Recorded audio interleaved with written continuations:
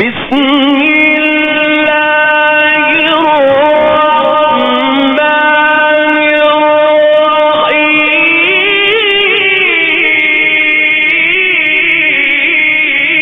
اللهم صل على محمد وآل محمد۔ اہل بیت اطہار علیہم السلام کی عظمت پر وقت کے امام کے حضور ادائے احترام کے لیے، ان کی شہادت کی تسلیت پیش کرنے کے لیے درود بھیجیں محمد و آل محمد۔ صلی اللہ علی محمد وعجل فرجهم۔ اعوذ باللہ من الشیطان الرجیم، بسم اللہ الرحمن الرحیم، الحمد للہ رب العالمین،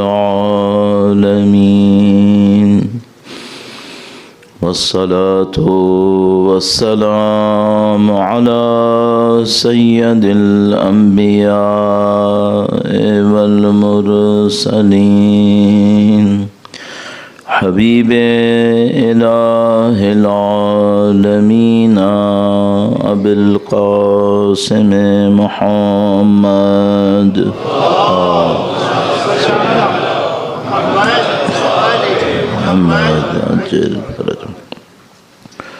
وعلى آلہ الطیبین الطاہرین، سیما بقیت اللہ فی الارضین۔ قال اللہ تعالی فی کتابہ الکریم، بسم اللہ الرحمن الرحیم، ام حسبت ان اصحاب الكهف والرقیم كانوا من آیاتنا عجبا۔ درود بھیجے گا محمد و آل محمد پر۔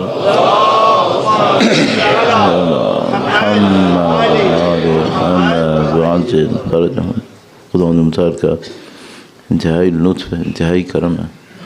خدا مختار نے یہ سعادت مجھے اور آپ نصیب کی کہ ہم سید الشہداء کے فرش عزا پہ بیٹھ کر اس غم میں شریک ہوں جس غم میں تمام اہل بیت اطہار علیہم السلام کی دل غمگین ہے۔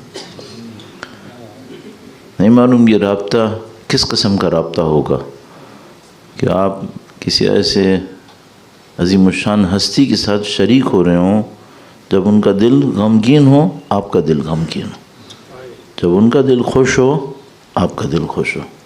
نہیں معلوم یہ اٹیچمنٹ جو اہل بیت اطہار علیہم السلام کے ساتھ ہمارا ہے، یہ ہمیں اس دنیا میں، برزخ میں، محشر میں، پل صراط میں، اس کے بعد آخرت میں، اور اس کے بعد لَتَرْكَبُنَّ طَبَقًا عَنْ طَبَقٍ، تم اس کے بعد ایک مختلف جگہوں پہ جاتے رہو گے، نیور اینڈنگ۔ یہ سات اہل بیت اطہار علیہم السلام کو جو آپ یہاں پہ اسٹیبلش کر رہے ہیں، یہ کبھی ختم نہیں ہوگا۔ یہ وہ سعادت ہے جو اس عزا سے نصیب ہو سکتی ہے، ہاں، اس اٹیچمنٹ کو آپ حاصل کر سکتے ہیں۔ پروردگار انشاءاللہ جو ہم سوچ پا رہے ہیں وہ، اور جو ہم نہیں سوچ پا رہے، جو اس سے کہیں بڑھ کر ہے، سب خدا ہمیں نصیب فرمائے انشاءاللہ۔ اہل بیت اطہار علیہ السلام کے حضور ہماری اس عرض ارادت کو، اس عقیدت کو اپنی بارگاہ میں قبول فرمائے انشاءاللہ۔ ان کے وارث کے ظہور کا دن دیکھنا نصیب فرمائے، ان کی نصرت اور اس راہ میں شہادت نصیب فرمائے انشاءاللہ۔ تمام دعاؤں کی قبولیت کے لیے، مرحومین کی مغفرت، قلوب کی نورانیت کے لیے درود بھیجیں محمد و آل محمد پر۔ محمد و آل محمد وعجل فرجهم۔ پروردگار عالم کی دی ہوئی توفیق سے ہم گزشتہ چند دنوں سے اس بات کو سمجھنے کی کوشش کر رہے ہیں کہ ہم صحیح فیصلہ کیسے کریں. اور یہ ہمیں معلوم ہے کہ یہ جو ٹیسٹ ہے اہل بیت اطہار علیہ السلام کی نصرت کا، یہ کوئی ایسا ٹیسٹ نہیں ہے کہ جس میں اوور نائٹ کوئی تیاری ہو سکے. یہ پوری لائف ہوتی ہے جو سمرائز ہوتی ہے ایک یا دو مین ڈیسیشنز کے اندر. اس وقت صحیح فیصلہ سامنے آتا ہے.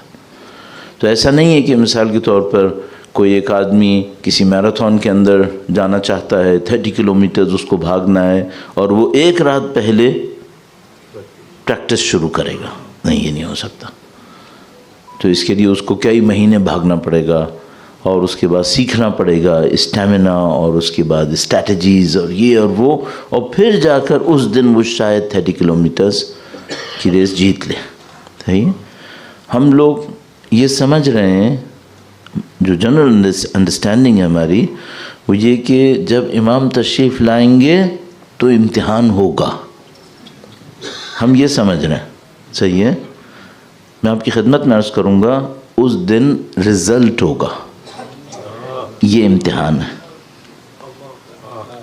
یہ امتحان ہے. یہ بالکل ایسے ہی ہے جیسے کسی دن اسکول میں، کسی کالج میں رزلٹ اناؤنس ہو رہا ہے. صحیح ہے. اور میں چاہتا ہوں کہ آج میں کامیاب ہو جاؤں، اور میں جا کر کہتا ہوں کہ آج میں کامیاب ہوں گا، آج میں ریڈی ہوں، اب آپ میرا ٹیسٹ لیں. That is too late. Test کا وقت کچھ اور تھا، اب رزلٹ کا دن ہے.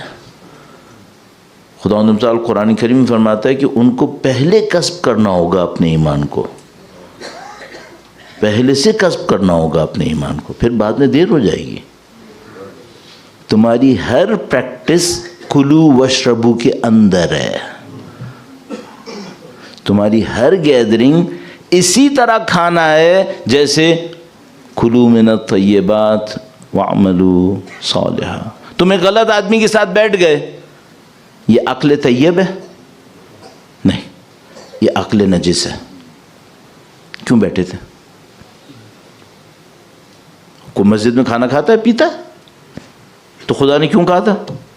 اس لیے کہا تھا کہ بھائی یہ جو کلو من الطیبات انبیاء اور رسول سے کہا ہے، یہ صرف کھانا پینا نہیں ہے، یہ گیدرنگز بھی ہیں، آئیڈیاز بھی ہیں. ہر قسم کا ان پٹ اس کلو واشربو کے اندر ہے، اور ان سب کا رزلٹ کیا نکلنا ہے؟ وَعْمَلُوا صَالِحًا.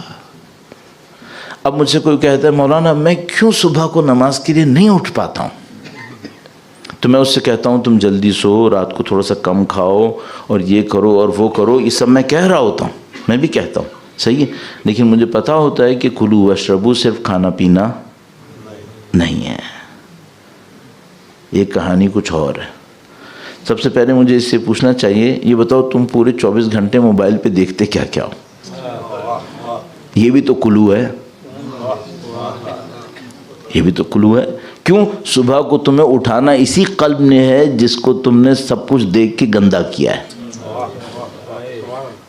اسی قلب نے اٹھانا ہے. اور کسی کا قلب اتنا مضبوط ہوتا ہے کہ اگر وہ سوتا بھی رہ جاتا ہے تو شیخ عباس قمی کہتے ہیں، میں کبھی نوٹ کرتا تھا، نماز شب کے لیے اٹھاتا تھا اور کہتا تھا شیخ اٹھ. میں کہتا تھا بھائی آپ بڑے غصے میں ہیں. ایک دن اٹھاتا تھا، کہتا تھا شیخ نماز کا وقت ہے، اٹھ جائیں.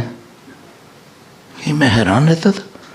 ایک دن آتا ہے اتنے غصے میں جیسے ٹھڈا مار رہا ہے مجھے، ایک دن آتا ہے اتنے پیار سے اٹھاتے جیسے ماں اٹھا رہی ہے. یہ کیا مشکل ہے اس کے ساتھ؟ تو پھر انہوں نے کہا کہ میں نے نوٹ کیا، میں جس دن مکروہ کرتا ہوں اس کو بہت غصہ آتا ہے، جس دن میں مکروہ کرتا ہوں اس کو بہت غصہ آتا ہے. تو یہ اٹھانے میں بہت پاگل پنا دکھاتا ہے پھر یہ. صحیح ہے. کیونکہ ہمارا اسٹوریج راؤنڈ دا کلاک کام کر رہا ہوتا ہے، یہ کوئی چیز مس نہیں کرتا. خداوند متعال فرماتا ہے جب وہ اپنی کتاب کو دیکھیں گے نا، کل شیء مستطر. ایک اور آیت کریمہ میں فرمایا کل صغیر و کبیر مستطر. ہر چھوٹی بڑی چیز اس میں لکھی ہوتی ہے. جب خداوند متعال فرماتا ہے ہم ان کو کتاب دیں گے تو چلا کے کہیں گے ما لہذا الکتاب لا یغادر صغیرۃ ولا کبیرۃ الا احصاها، یہ کیسی کتاب ہے، چھوٹی بڑی کوئی چیز نہیں چھوڑی، سب اس نے نوٹ کیا ہوا ہے۔ کہاں نوٹ کیا ہوا ہے؟ میرے اندر۔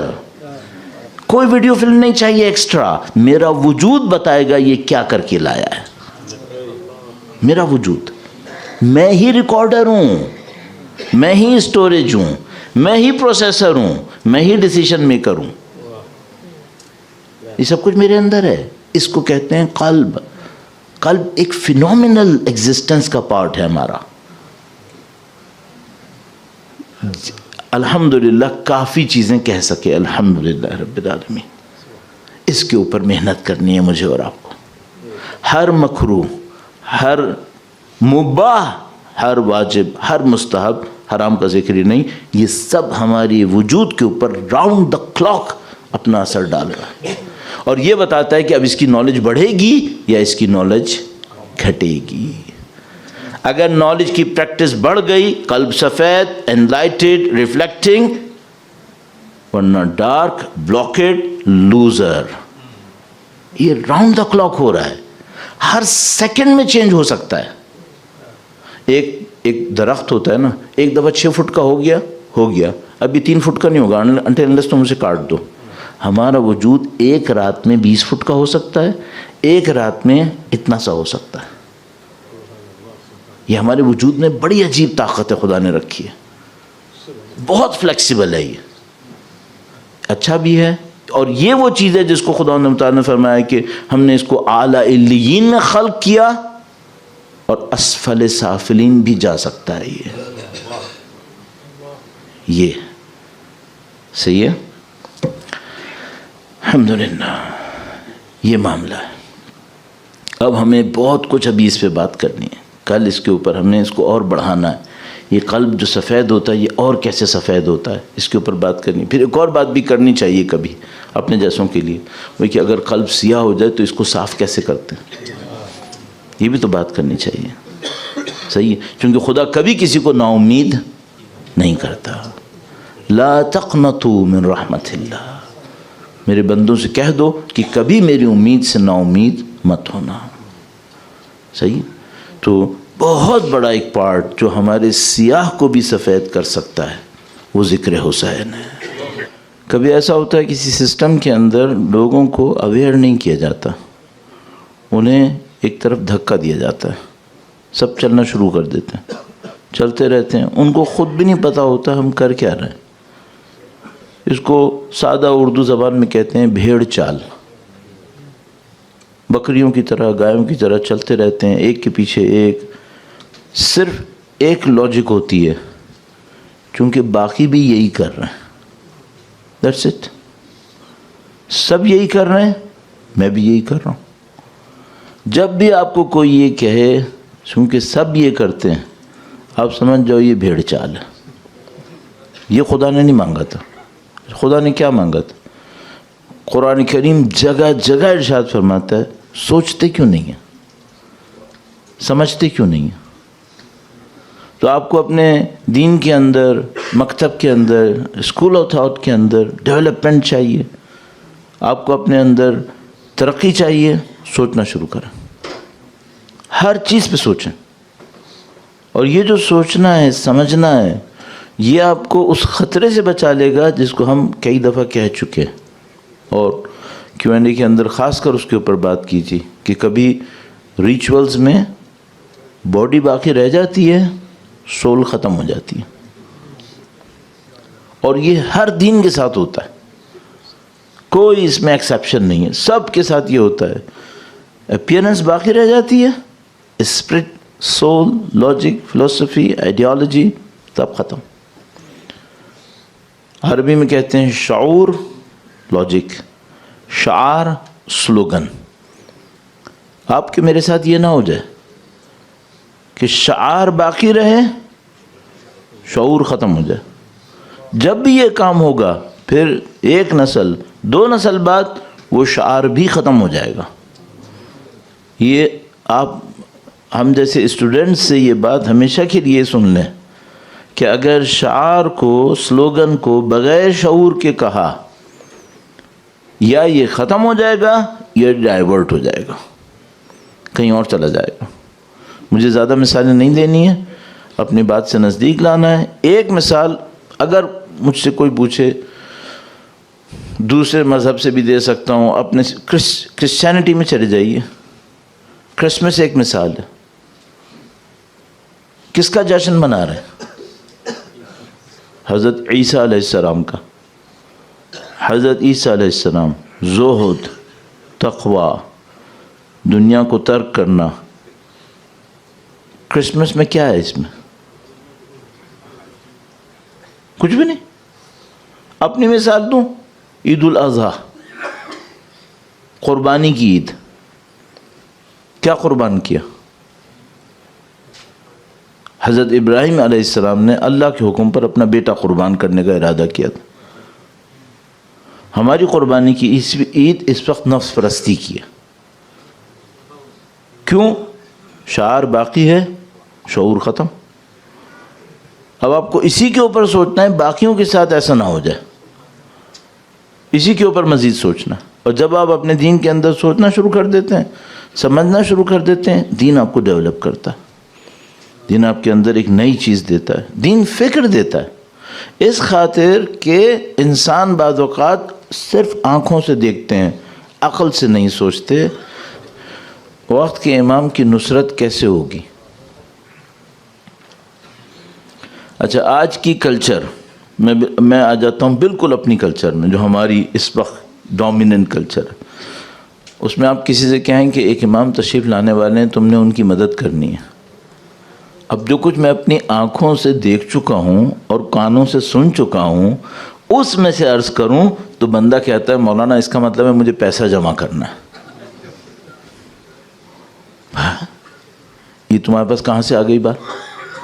کیونکہ وہ یہ سمجھ رہا ہے کہ میری لائف کا جو موسٹ پریشیس رزلٹ ہے وہ پیسہ۔ یہ بیچارہ اپنی دانش میں صحیح کر رہا ہے، یہ سمجھ رہا ہے میری لائف میں جو موسٹ پریشیس پارٹ ہے، چونکہ یہ دوسروں کو بھی اسی پہ ایویلویٹ کرتا ہے، اور یہ نہیں کرتا، ہم کرتے ہیں۔ ہم کس کو زیادہ رسپیکٹ دیتے ہیں؟ اور اگر آپ یہ بول رہے ہو نا نہیں مولانا ہم تو آپ کو بھی تو رسپیکٹ دیتے ہیں، اس وقت دیتے ہو جب میں یہاں بیٹھوں گا، ورنہ کوئی نہیں پوچھے گا۔ اس وقت دو گے جب میں مشہور ہو جاؤں گا، ورنہ کوئی میرے تقویٰ کو رسپیکٹ نہیں دے رہا ہے۔ صاف بتا رہا ہوں، مجھے 40 سال ہو گئے طالب علم بنے بھی، کیا میں نے نہیں دیکھا؟ میں دیکھ چکا ہوں سب کچھ۔ یہ اس وقت کلچر اس پہ گھوم گئی ہے۔ کس پہ گھومتی ہے؟ دولت، طاقت، شہرت،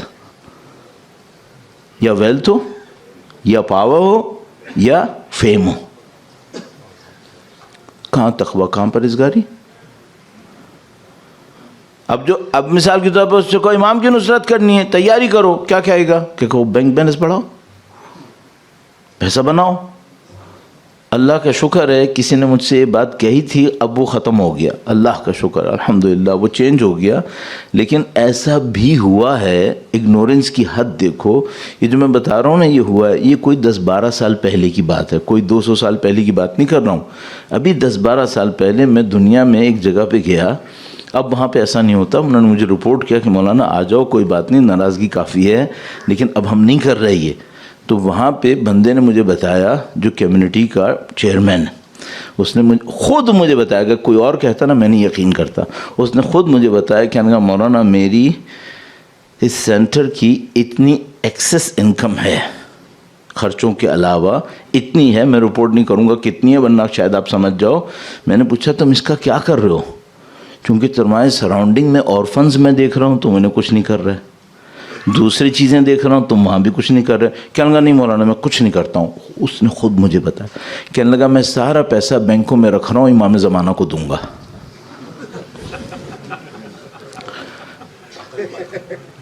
یہ میں نے خود سنا ہے۔ تو میں نے اس سے کہا کہ تم نے یہی کہا ہے؟ کیونکہ مجھے یقین نہیں آیا۔ دوسرے لوگوں نے مجھ سے کہا تھا کہ یہ کر رہا ہے، تو مجھے یقین نہیں آیا تھا. میں نے کہا تم یہی کہا تم نے؟ ہاں. یہ ایک کیٹیگری ہو گئی کیونکہ اس کی دانش میں یہی سب سے زیادہ تھا. اچھا ایک اور کیٹیگری اس سے بہتر ہے. وہ کیا ہے؟ وہ کہتا ہے مولانا میں طاقت جمع کر رہا ہوں کیونکہ امام کو جنگ لڑنی ہے, امام کو لوگ چاہیے, امام کو آرمی چاہیے ہوگی, یہ چاہیے ہوگا, میں وہ سب جمع کر رہا ہوں. چلو یہ بھی ایک ہے. میں اس پہ زیادہ وقت نہیں لگاؤں. اب اصل میں کیا چاہیے؟ آپ اسلام کے اسٹارٹ سے لے کے یہاں تک آ کر یہ دیکھ لو جن لوگوں نے نبی اور نبی کے جانشینوں کا ساتھ دیا ان میں جو دا موسٹ پرومیننٹ فیکٹر تھا وہ کیا تھا؟ وہ پیسہ تھا؟ نہیں. بہت سارے پیسے والوں نے ساتھ نہیں دیا, کچھ پیسے والوں نے ساتھ دیا بھی ہے. ظاہر ہے کہ بی بی خدیجہ سلام اللہ علیہا سے بڑھ کے کیا مثال ہوگی. درود بھیجیں محمد صلی اللہ محمد عجل فرجہ. کیا چاہیے نصرت کرنے کے لیے؟ بھائی پیسہ ہو تو اس کے ساتھ کر دینا. حضرت ابو ذر کے پاس پیسہ نہیں تھا, ناصر تھے یا نہیں تھے؟ اس سے بڑھ کے کون ملے گا؟ اوان و انصار میں تھے یا نہیں تھے؟ تھے. پیسہ تھا؟ نہیں تھا. پیسہ ہوتا تو پیسے کے ساتھ کرتے, جیسے بی بی کی مثال دی میں نے. پیسہ بھی تھا, پیسے کے ساتھ کی. اچھا پہلوان چاہیے, ہاں پہلوان ہو تو پہلوانی کے ساتھ کرو, طاقتور ہو تو طاقت کے ساتھ کرو. کس کی طرح؟ حضرت امیر حمزہ کی طرح. طاقت ہے, طاقت کے ساتھ کرو. اچھا اگر طاقت نہیں ہے تو حبیب ابن مظاہر کی طرح کرو. کمانڈر ہو تو کمانڈنگ سکلز کے ساتھ کرو. کس کی طرح؟ حضرت حر کی طرح. نہیں ہو کمانڈر کوئی بات نہیں, جون حبشی کی طرح کرو. ایک پوائنٹ ہے, کچھ اور چاہیے, کچھ اور چاہیے. ایلیجیبلٹی ان تین میں نہیں ہے. وہ ایلیجیبلٹی پیورٹی کے اندر ہے. ہاں الا من اتی اللہ بقلب سلیم. ایلیجیبلٹی یہاں پر ہے. جس کے پاس یہ ہے وہ ایلیجیبل ہے, وہ اندر آئے گا. اور قلب کو میں نے کل اتنی تفصیل سے بتایا کہ شاید اب تک جتنی مجالس پڑھی ہوں شاید کسی ایک آدمی ہی کبھی اتنی تفصیل سے بولا ہوگا کہ بھائی قلب کیا ہے اور قلب کے فنکشنز کیا ہیں, قلب کی کیا. اب قلب کی تبدیلیاں بھی بہت ہیں, سیاہ ہونا, سفید ہونا, پتھر بننا, یہ بننا, وہ بننا, یہ سب قلب کے اندر ہو رہا ہے. راؤنڈ دا کلاک 24/7 ہوتا رہتا ہے. اب یہ میں اور آپ ہیں کہ ہم دیکھیں گے بھائی اس کے کیا کیسے ہوگا. یہ میں کیسے قلب سلیم لے کر امام تک پہنچاؤں, یہ مجھے اور آپ کو دیکھنا. بہت نفیس ایک روایت ہے خصال شیخ صدوق کے اندر میرے خیال میں, اور ایڈریس میرے پاس ہے, کبھی ضرورت پڑی تو عربی بھی ہے, میں بھی شاید ابھی اس میں سے پڑھوں گا بھی, جس میں مولا نے ہمارے بدن اور ہمارے روح سے مثال دی ہے. بہت خوبصورت ایک روایت ہے. میں روایت کو اپنے سامنے رکھتا ہوں تاکہ میں کوئی پوائنٹ اس میں سے مس نہ کروں. انہوں نے کہا کہ بدن کے اندر 6 حالتیں ہوتی ہیں, اسی طرح روح میں بھی 6 حالتیں ہوں گی.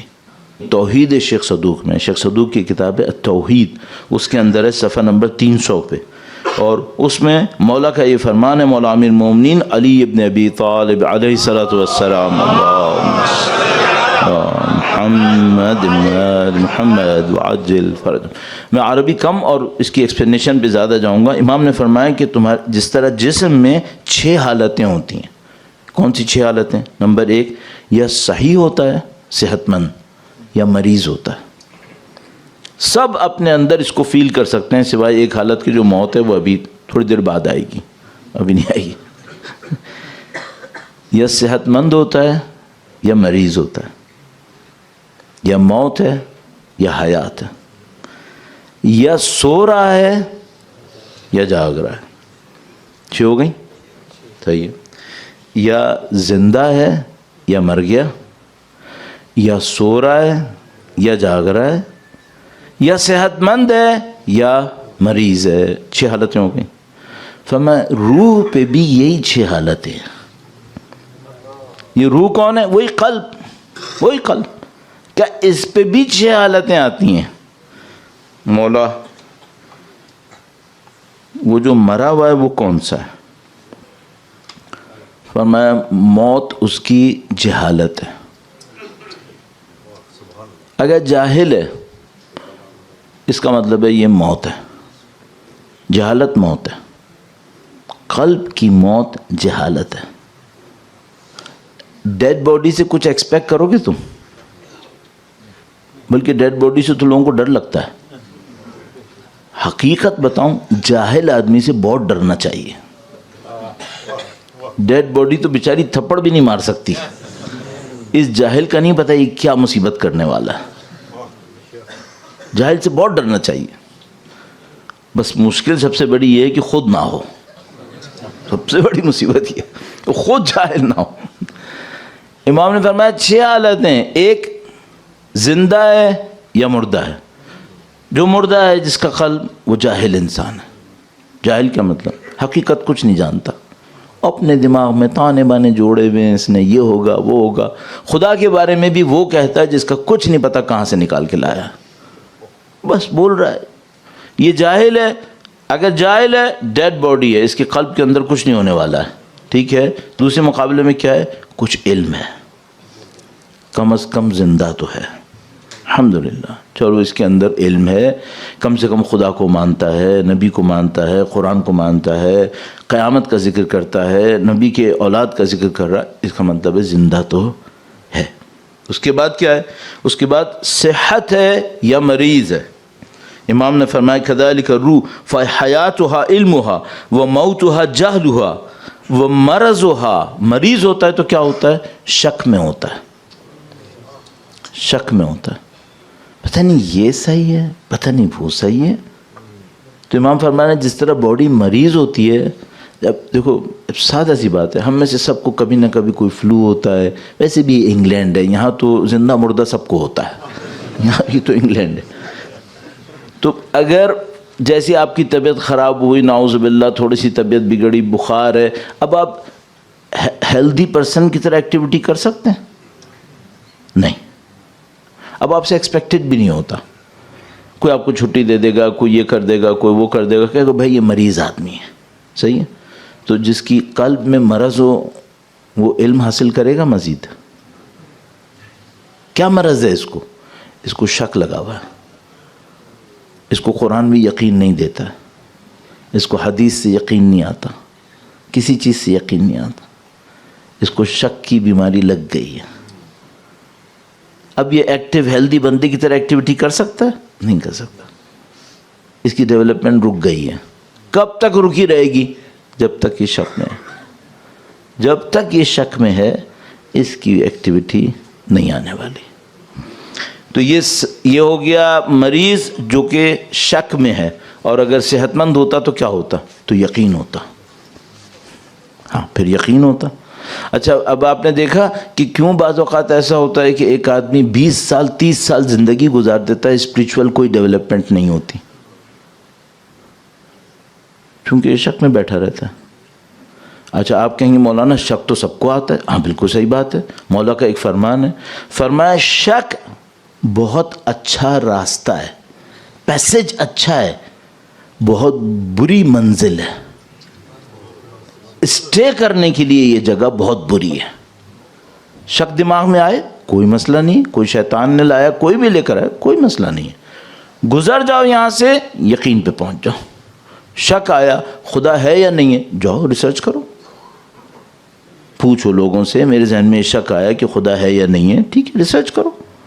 شک ہو رہا ہے قرآن کریم کے بارے میں نعوذ باللہ تعالیٰ، کوئی بات نہیں، سرچ کرو، ایکٹیویٹی کرو، جاؤ ڈھونڈو اپنی اس شک کو، مرض کو کیسے حل کرو. بالکل ایسی جب تمہاری طبیعت خراب ہوتی ہے تو کیا کرتے ہو؟ ڈاکٹر کے پاس جاتے ہو، میڈیسن لیتے ہو، اپنے آپ کو صحیح کرتے ہو. تو اپنی روح کو کیوں شک میں ڈالا ہوا ہے؟ کام کرو اس کے اوپر، اس کو صحیح لے کرو. تو امام نے فرمایا کہ یہ شک مرض ہے. صحت کیا ہے؟ یقین ہے. اس کے بعد ایک پوائنٹ اور فرمایا کہ وہ نومہا، وہ جو بدن سو رہا تھا وہ کون ہے؟ اچھا اب دیکھو سوتے میں اور مریض میں فرق کیا ہے. یہ جو سو رہا ہے نا، یہ ممکن ہے کہ دنیا کا بہترین باڈی بلڈر ہو، دنیا کا بہترین میراتھن دوڑنے والا ہو، دنیا کا بہترین ویٹ لفٹر ہو، ابھی کچھ کر رہا ہے؟ نہیں. کیوں؟ کیونکہ سو رہا ہے. کر سکتا ہے؟ ہاں کر سکتا ہے، ابھی سو رہا ہے. تو امام نے فرمایا کہ سونے کی مثال اس شخص کی ہے جو غافل ہے. غافل ہے، یہ آوان و انصار بن سکتا ہے، ابھی صرف ایک مصیبت ہے، سو رہا ہے بس. اچھا یہ کیوں سو رہا ہے؟ اس کو کبھی کسی جاب نے سلایا ہے، کسی بزنس نے سلایا ہے، کسی نفس پرستی نے سلا دیا ہے، کسی اور غلط آبجیکٹو نے سلا دیا ہے. سو رہا ہے. صرف ایک مشکل ہے، کب تک سوئے گا؟ دو راستے ہیں، یا خود جاگ جائے یا موت جگائے گی. تیسری دفعہ اس ایک اشرے میں ذکر کر رہا ہوں روایت کا، الناس نیام اذا ما تنتبہوا، لوگ سو رہے ہیں، جب مریں گے تو جاگ جائیں گے.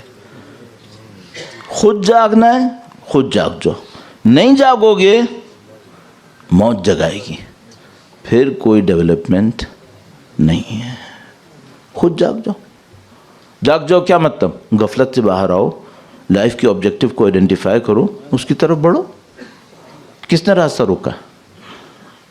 کسی نے کچھ نہیں کیا. جو بھی کرے گا اس معاملے میں قرآن کریم وعدہ فرماتا ہے، لا یضرکم من ضل اذا اہتدیتم، اگر تم ہدایت پا جاؤ تو کوئی گمراہ تمہیں نقصان نہیں پہنچا سکتا. اگر تم ہدایت پا جاؤ. صحیح ہے. بس امام نے فرمایا کہ یہ، اور وہ جو غفلت میں نہیں ہے یقظہ میں ہے، وہ کون ہے؟ وہ ہے جو جاگ رہا ہے. جو جاگ رہا ہے وہ کون ہے؟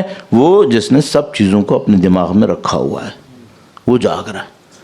تو وہ کیا کرتا ہے؟ وہ یہ کہ صبح سے لے کے شام تک وہ اپنا خیال کرتا ہے. اس کو کہتے ہیں، اس کام کو کہ صبح سے شام تک خیال کرتا ہے، اس کو ہماری روایتوں نے کہا مراقبہ. ایک وہ جس کو لوگ مراقبہ کہتے ہیں، وہ کیا کرتے ہیں؟ وہ ایک جگہ بیٹھ جاتے ہیں، ایک چادر سر پہ لے لیتے ہیں، اور اس کے بعد او ہو پتہ نہیں کیا کیا کرتے رہتے ہیں. ٹھیک ہے بھائی، یہ بھی ایک چیز ہے، لیکن اصل مراقبہ کیا ہے؟ اصل مراقبہ یہ ہے کہ لوگوں کے درمیان میں رہو، دنیا میں رہو، لیکن دنیا کے لیے نہیں رہنا ہے. دنیا میں رہنا ہے، دنیا کے لیے نہیں رہنا ہے، رہنا کہیں اور کے لیے. جو آدمی یہ کام کر لے وہ جاگ رہا ہے، اس کی ایکٹیویٹی ہوتی رہے گی، اس کا قلب ڈیولپ ہوتا رہے گا، اور وہ اپنے آپ کو مزید تیار کرتا رہے گا. درود بھیجے گا محمد و آل محمد پر. صلی اللہ محمد آل محمد وعجل فرجهم. یہ جو قلب ہے اس کے بہت سارے اسٹیجز ہیں، اس کے اسٹیٹس ہیں، اس کی ڈیولپمنٹس ہیں. اس میں رول آف تھمب، اس کی ترقی میں اور اس کے زوال میں، چونکہ دیکھو یہ وہ مین چیز ہے جو ہمیں سب جگہ پہنچا سکتی ہے. قلب سلیم یہ ہمیں سب جگہ پہنچا سکتی ہے. یہ جو قلب ہے اس کا رول آف تھمب کیا ہے؟ اس کا ایک رول آف تھمب ہے. وہ کیا ہے؟ وہ یہ ہے کہ جو اپنی ہوا و ہوس، خواہشات کی پیروی کرے گا وہ کنفرم فیل ہے. کنفرم فیل ہے. کیا مطلب؟ اس سے کوئی پوچھے تم یہ کام کیوں کر رہے ہو؟ بس میرا دل چاہ رہا ہے میں کروں گا. اچھا یہ ساری حرام چیزیں ہیں؟ نہیں، شاید حرام بھی نہیں ہے. کیوں کر رہا ہے؟ بس میرا دل چاہ رہا ہے. یہ جو ٹریک ہے، یہ میں آپ کو بتا رہا ہوں، یہ ٹریک صحیح ٹریک نہیں ہے. ایک آدھ چیز میں چل جائے گا. مثلا کوئی آدمی پوچھے کہ بھئی مثال کے طور پر، ایسے ہی میں کہہ رہا ہوں کہ مثال کے طور پر تم کرکٹ کیوں کھیلتے ہو؟ شاید میرا دل چاہتا ہے، مجھے کرکٹ اچھی لگتی ہے. گڈ، صحیح بات ہو گئی. اچھا اب زندگی کا پوائنٹ یہی ہے کہ جو میرا دل چاہے گا میں وہ کروں گا. ہاں، اس کا مطلب یہ ہے کہ تمہارے اندر کنٹرول نہیں ہے. اب مشکل کیا پیش آئے گی؟ مشکل یہاں پہ آئے گی. اب فجر ہے 3:02 پر، دل کیا چاہ رہا ہے؟ ہاں، اول وقت پڑھنا ہے، بیچ میں پڑھنا ہے، آخر وقت پڑھنا ہے، نہیں پڑھنا ہے. دل کیا چاہ رہا ہے؟ نہیں معلوم. اللہ کرے کہ کسی کا دل اچھا چاہے، صحیح ہے. اور وہ بہت اچھے والے کو تو میں نے ذکر ہی نہیں کیا کہ وہ کہے گا نماز سے پہلے اٹھ کے نماز شب پڑھنی ہے، اس کا تو میں نے ذکر ہی نہیں کیا. صحیح ہے. اچھا اب اگر اس نے اپنے آپ کو ٹون اس پہ کیا ہوا ہے کہ جب میرا جو دل چاہتا ہے میں وہ کرتا ہوں، اس کا تو دل نہیں چاہ رہا کہ 3 بجے اٹھے، یہ تو جب مرضی آئے گا تب اٹھے گا۔ اچھا ابھی ماہ رمضان کے روزے اگر گرمیوں میں پڑ گئے، 18 گھنٹے کا روزہ پڑے گا، اس کا دل چاہے گا کہ روزہ رکھے؟ نہیں،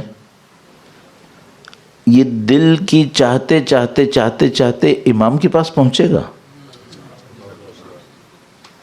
نہیں۔ اب اگر کسی کو یہ چاہیے کہ اس کو نعوذ باللہ تعالی اپنے دل پہ توجہ نہیں دینی، تو پھر ایک کام کرے، اپنی خواہشات پہ توجہ دے۔ بڑی نفیس، بہت اچھی ایک دعا ہے 15 شعبان کی رات کے لیے، اور شیخ عباس قمی نے مفاتیح الجنان میں لکھی ہوئی ہے، آپ نے 15 شعبان میں یقین پڑھی ہوگی۔ اللہم اقسم لنا من خشیتک ما یحول بیننا و بین معصیتک، اس طرح کر کے شروع ہوتی ہے۔ اور اس دعا کے اندر آگے جا کر ارشاد فرمایا ربنا لا تجعل الدنیا اکبر ہمنا ولا مفزع علمنا، خدایا دنیا کو ہماری سب سے بڑی بودریشن قرار نہ دے۔ ہماری کیریئر پلاننگ کی بیس کیا ہے؟ آخرت ہے۔ اے سے لے کے زی تک، جس کو آپ زیڈ بولیں زی بولیں، سب کا سب ایک بات ہے، پیسے کیسے کمائے گا۔ اکبر ہمنا، اور کیا ہوتا ہے؟ اگر آپ کو یہ پتہ چل جائے کہ جو مولوی بیٹھا ہوا ہے یہاں پر بول رہا ہے، اس کا سب سے بڑا ہم و غم یہ ہے کہ اس کو پیسہ کتنا ملنا ہے، آپ کو کیسا لگے گا؟ اور اگر مجھے یہ پتہ چلے کہ جو لوگ یہاں پر آ رہے ہیں ان کا اصلی ہم و غم پیسہ ہے، تو مجھے کیسا لگے گا؟ آپ کو برا لگے گا، مجھے اچھا لگے گا؟ اور سوسائٹی میں کیا ہم و غم ہے پھر؟ اچھا کوئی کہے مولانا تو کیا ہوا؟ ہاں، ربنا لا تجعل الدنیا اکبر ہمنا، دنیا کو ہماری سب سے بڑی مشکل قرار نہ دے، ساری ہماری اٹینشنز دنیا پہ جائیں۔ ولا مفزع علمنا، اور ہمارے سارے علم کی جو آخری کوشش ہے، نالج، ایفرٹس، سب کا سب کیا ہے؟ دنیا پہ پہنچ جاؤں، یہ نہ بنانا مجھے۔ کیوں؟ ولا تسلط علینا من لا یرحمنا، میرے اوپر ان لوگوں کو رول نہ دے جو مجھ پہ رحم نہیں کریں گے۔ کنیکشن کیا ہے؟ معصوم کا کلام بغیر کنیکشن کے نہیں ہوتا ہے۔ اس کا مطلب کیا ہے؟ اس کا مطلب یہ اگر تم نے دنیا کو اپنے ہم و غم بنایا، تم پہ وہ لوگ حکومت کریں گے جو تمہاری رسپیکٹ نہیں کریں گے۔ کیا مطلب میری رسپیکٹ نہیں کریں گے؟ میں تو ہیومن رائٹس ہیں، تمہارے قرآن کو جلائیں گے، تمہاری سیکرڈ چیزوں کو بے عزت کرنے کی کوشش کریں گے، پھر تم کیا کرو گے؟ تم ان کی محتاجی میں بیٹھے ہوگے۔ کیوں تم نے یہ ویکنس دی تھی انہیں؟ میں نے لوگوں کو روتے دیکھا ہے اپنے سامنے بڑے لوگوں کو، گرون اپ، مولانا ہم سے غلطی ہو گئی بہت بڑی، ہم ذمہ داری لے رہے ہیں، ہم نے غلط کر لیا۔ ابھی کیا کریں پھر؟ ویلیوز کو صحیح کرو۔ اگر ویلیوز صحیح نہیں ہوئی، ہم نیچے آتے رہیں گے، نعوذ باللہ تعالی۔ روایت کہہ رہی ہے، آیت یہ دعا کہہ رہی ہے، اب جا کے دیکھ لو، شیخ عباس قمی نے لکھا ہے، اور شیخ عباس قمی نے اس دعا کے لیے لکھا ہے کہ یہ اعلیٰ ترین کانسیپٹس اس دعا کے اندر ایکسپلین ہوئے ہوئے ہیں۔ یہ کنیکشن ہے دنیا اور آخرت کے درمیان، کہ اگر کوئی خدا نہ کرے نعوذ باللہ تعالی، میں روایت بہت زیادہ عرض کرتا ہوں، آج لکھ کے بھی نہیں سوچا تھا کہ میں یہ بولوں گا، لیکن بیچ میں آ رہی، اس لیے اللہ کے نبی کی روایت عرض کرتا ہوں آپ کی خدمت میں۔ درود بھیجے گا محمد و آل محمد، صلی علی محمد آل محمد وعجل فرجہ۔ فرمایا علیک بالآخرہ تأتک الدنیا ساخرہ، تم آخرت کی فکر کرو، دنیا حقیر ہو کر، انفیریئر ہو کر تمہارے پاس آئے گی، اور اگر تم نے آخرت کی فکر نہیں کی، تمہیں انفیریئر ہو کر دنیا کے پیچھے بھاگنا ہوگا، یہ ہوگا۔ اور ابھی کیا ہو رہا ہے؟ ابھی ہم سے لوگ کہہ رہے ہیں مولانا مسلمانوں کی دیکھیں آپ کتنی بے عزتی ہو گئی ہے، مسلمانوں کی کوئی عزت نہیں بچی ہے۔ مجھے نظر نہیں آ رہا کہ ہمیں روایتوں اور آیتوں نے کیا بتایا تھا کہ کب یہ بے عزتی آئے گی؟ یہ اس وقت بے عزتی آئے گی جب تمہارے عجل وہ بچھڑا پیسہ ہوگا، تمہارے اندر کا چھپا ہوا خدا پیسہ ہوگا، تو یہ جو پیسے کی عبادت ہے یہ انسان کو ذلیل کرتی ہے، کتنا ذلیل کرتی ہے۔ ملکہ سبا کے لیے قرآن کریم میں ارشاد فرماتے ہیں اس کے سامنے حضرت سلیمان نے نشانیاں رکھی، اس نے سب مان لیا، ہاں ٹھیک ہے سب ہے، فرمایا بعد میں کیا؟ صدھا ما کانت تعبد من دون اللہ، یہ اللہ کے سوا کسی اور چیزوں کو چاہتی تھی، ان کو پوجتی تھی، اس نے اس کو اللہ کو ماننے سے روک لیا۔ اس کے دل میں خدا کے علاوہ بھی کچھ تھا، وہ کیا تھا؟ وہ یہ تھا کہ اگر میں مان گئی تو میں ملکہ کہاں رہوں گی؟ Who will call me queen؟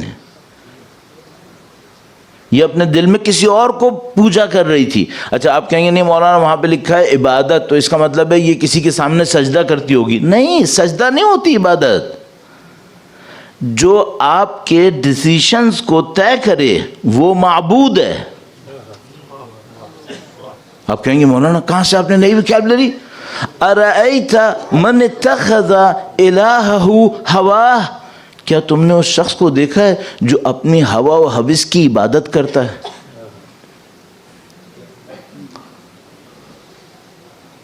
تم نے اس کو دیکھا؟ اس نے اپنی ہوا و ہوس کو اپنا رب بنا لیا ہے۔ کیا مطلب رب بنا لیا؟ یہ اپنے سامنے خود سجدہ کرتا ہے؟ نہیں، یہ ابھی بھی سجدے میں خدا کے سامنے سر جھکاتا ہے، لیکن حکم کس کا مانتا ہے؟ اپنی ہوا و ہوس کا۔ اس وجہ سے خدا کہہ رہا ہے اس نے اس کو رب بنایا ہے، اس کی وجہ سے خدا متعال فرما رہا ہے یہ جو کوئن تھی سبا یہ اس نے پرابلم کی ہے اپنے ساتھ، یہ کسی اور کو پہنتی ہے، یہ اس لیے خدا کو نہیں مان رہی ہے۔ اب ہمیں دیکھنا پڑے گا عزیزان محترم، خدا نہ کرے نعوذ باللہ ہمارا جو کلچر ہے اس کے اندر وہ جگہ جہاں سے آرڈر کمانڈ آ رہا ہے اور وہ ایکچولی ہمارے لیے ایک اسٹینڈرڈ بنا ہوا ہے، وہ پرابلم آتی ہے تو پھر ہم کہیں اور چلے جاتے ہیں۔ وہ کیا ہے؟ وہ خدا ہے، یہ ہونا ہے، اس کو ہم نے خدا بنانا ہے۔ جو میں نے عرض کیا تھا طواف یہ ہے، یہ جو ہم حاجی کہہ رہے ہیں ایک دوسرے کو، اس سے حاجی ہم ہوں گے نہیں۔ حاجی ہم اس وقت ہوں گے جب خدا کا کعبہ ہماری زندگی میں بیچ میں ہوگا اور ہمارا ارادہ اس کے گرد گھومے گا، تب ہم حاجی ہیں، تب ہم نے طواف کیا ہے، ورنہ ہم پتھر کو گرد گھوم کر آ گئے۔ ہم بھی لوگ مجھے حاجی کہہ سکتے ہیں۔ اصل حاجی عند اللہ کون ہوگا؟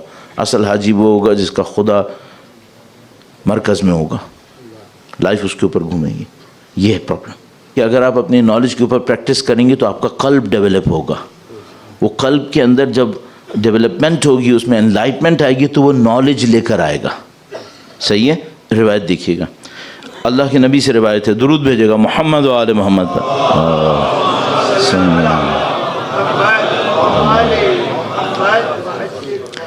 لو خفتم اللہ حق خیفتہ، اگر تم اللہ سے ڈرو جس طرح اس کے ڈرنے کا حق ہے، اگر خدا کا خوف کرو جس طرح خدا کا حق ہے۔ اچھا خوف کیا مطلب؟ فیئر، ہمیں بزدل بنانا نہیں، خوف کا مطلب یہاں احترام۔ خدا تمہارا خالق ہے، خدا نے تم کو سب کچھ دیا ہے، رسپیکٹ دکھاؤ، رسپیکٹ دکھاؤ، اس کی مخالفت کیوں کرتے ہو؟ اگر تم خدا سے ڈرو جیسے خدا کا حق ہے، لَعَلِمْتُمُ الْعِلْمَ الَّذِي لَا جَهْلَ مَعَهُ، تو تم ایسا علم لوگے جس میں جہالت کبھی نہیں ہوتی۔ کنیکشن دیکھ رہے ہیں آپ؟ کیا چیز علم لائے گی؟ پریکٹس۔ نہیں کہا اگر تم کوئی کتاب پڑھو گے تو تمہیں ایسا علم ملے گا جس میں جہالت نہیں آئے گی۔ نبی فرما رہے ہیں اگر تم خدا کا خوف اور خشیت اپنے دل میں رکھو گے، یہ ایک پریکٹس ہے اپنی ویلیوز کے اوپر، اگر اس پہ عمل کرو گے اب کیا ہوگا؟ خدا تمہیں وہ علم دے گا جو کبھی غلط نہیں نکلے گا۔ اور یہ نالج اسٹوریج نہیں ہوگی، یہ نالج پیور پریکٹس ہوگی. یہ جو نورانی علم ہوتا ہے اور ہم جو کتابوں سے لیتے ہیں ان میں دونوں میں بہت فرق ہوتا ہے. وہ جو نورانی علم ہوتا ہے وہ ہمیشہ ود پریکٹس ہوتا ہے، اور یہ جو میں اور آپ ادھر ادھر سے لیتے ہیں اس میں کبھی پریکٹس آتی ہے کبھی پریکٹس نہیں آتی.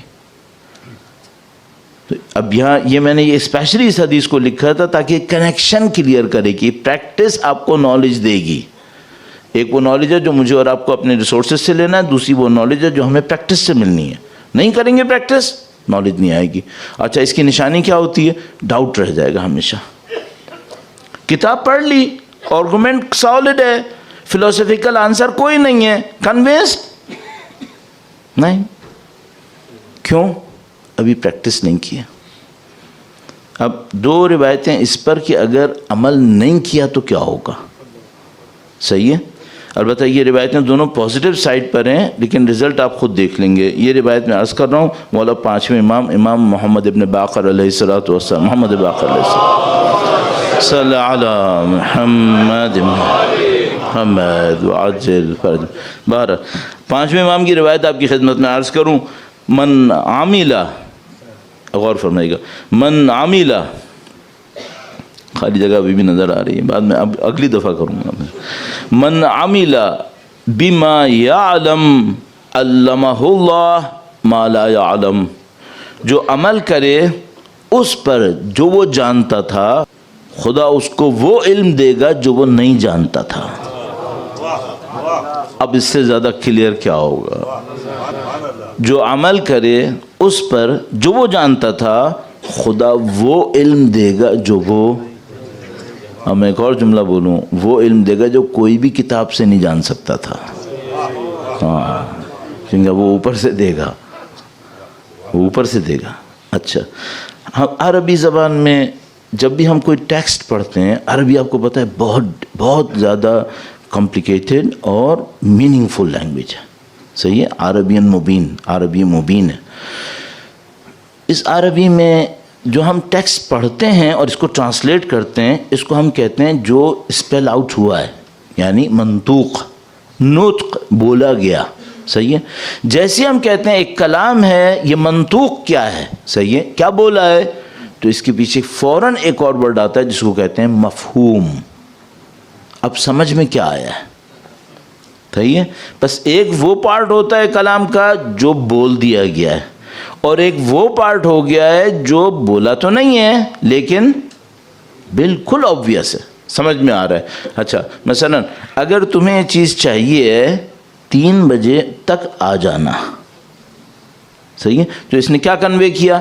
3 بجے تک آ جاؤ، یہ چیز مل جائے گی. اس کا مطلب کیا ہے؟ 3 بجے کے بعد آئے.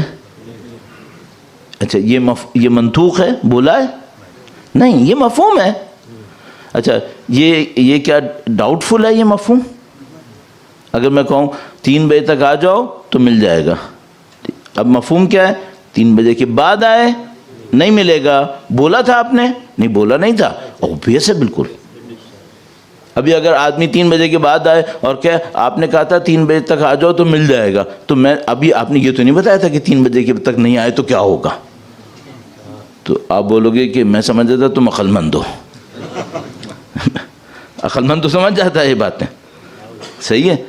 اب یہ ایک کلام ہو گیا منطوق، جو عمل کرے اس پر جو وہ جانتا ہے تو خدا وہ سکھا دیتا ہے جو وہ نہیں جانتا ہے. جو عمل نہ کرے اس پر جو جانتا ہے تو خدا بھلا دیتا ہے اسے جو وہ جانتا ہے. یہ جو قوم کی علم کی سطح گرتی ہے نا، یہ بکس کم پبلش ہونے سے نہیں گرتی، یہ انگلش کے اسکالرز کم ہونے سے نہیں گرتی ہے، یہ پریکٹس نہ ہونے سے گرتی ہے. کسی کو بلیم مت کرو، لومو انفسکم، اپنے آپ کو بلیم کرو. یہ ہمارا ایشو ہے. اچھا خدا نے جب کہا تھا تم وہ کرو، امام نے فرمایا تم وہ کرو جو تم جانتے ہو تو خدا تمہیں سکھا دے گا جو تم نہیں جانتے. کیا یہ کنڈیشنل لگائی تھی کہ اگر تم اس ایریا میں ہوئے جہاں پہ ایک عالم ہوگا؟ نہیں، یہ خدا کا کام ہے، وہ کہاں سے سکھائے گا؟ تمہارا کام کیا ہے؟ جو جانتے ہو اس پر عمل کرو۔ تم نے کیوں نہیں کیا؟ کر لیتے۔ آپ کہیں گے مولانا ہم نے اصول کافی نہیں پڑھی ہے۔ اصول کافی کا مسئلہ نہیں ہے، تمہیں نہیں پتا تھا جھوٹ نہیں بولنا ہے، تمہیں نہیں پتا تھا نماز اول وقت پڑھنی ہوتی ہے،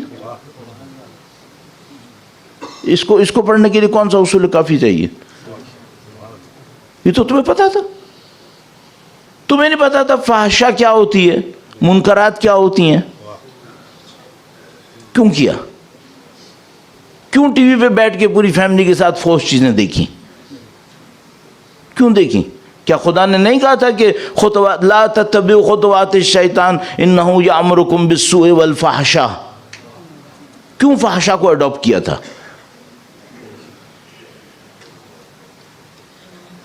ابھی میں اور کیا بولوں، کس طریقے سے عرض کروں؟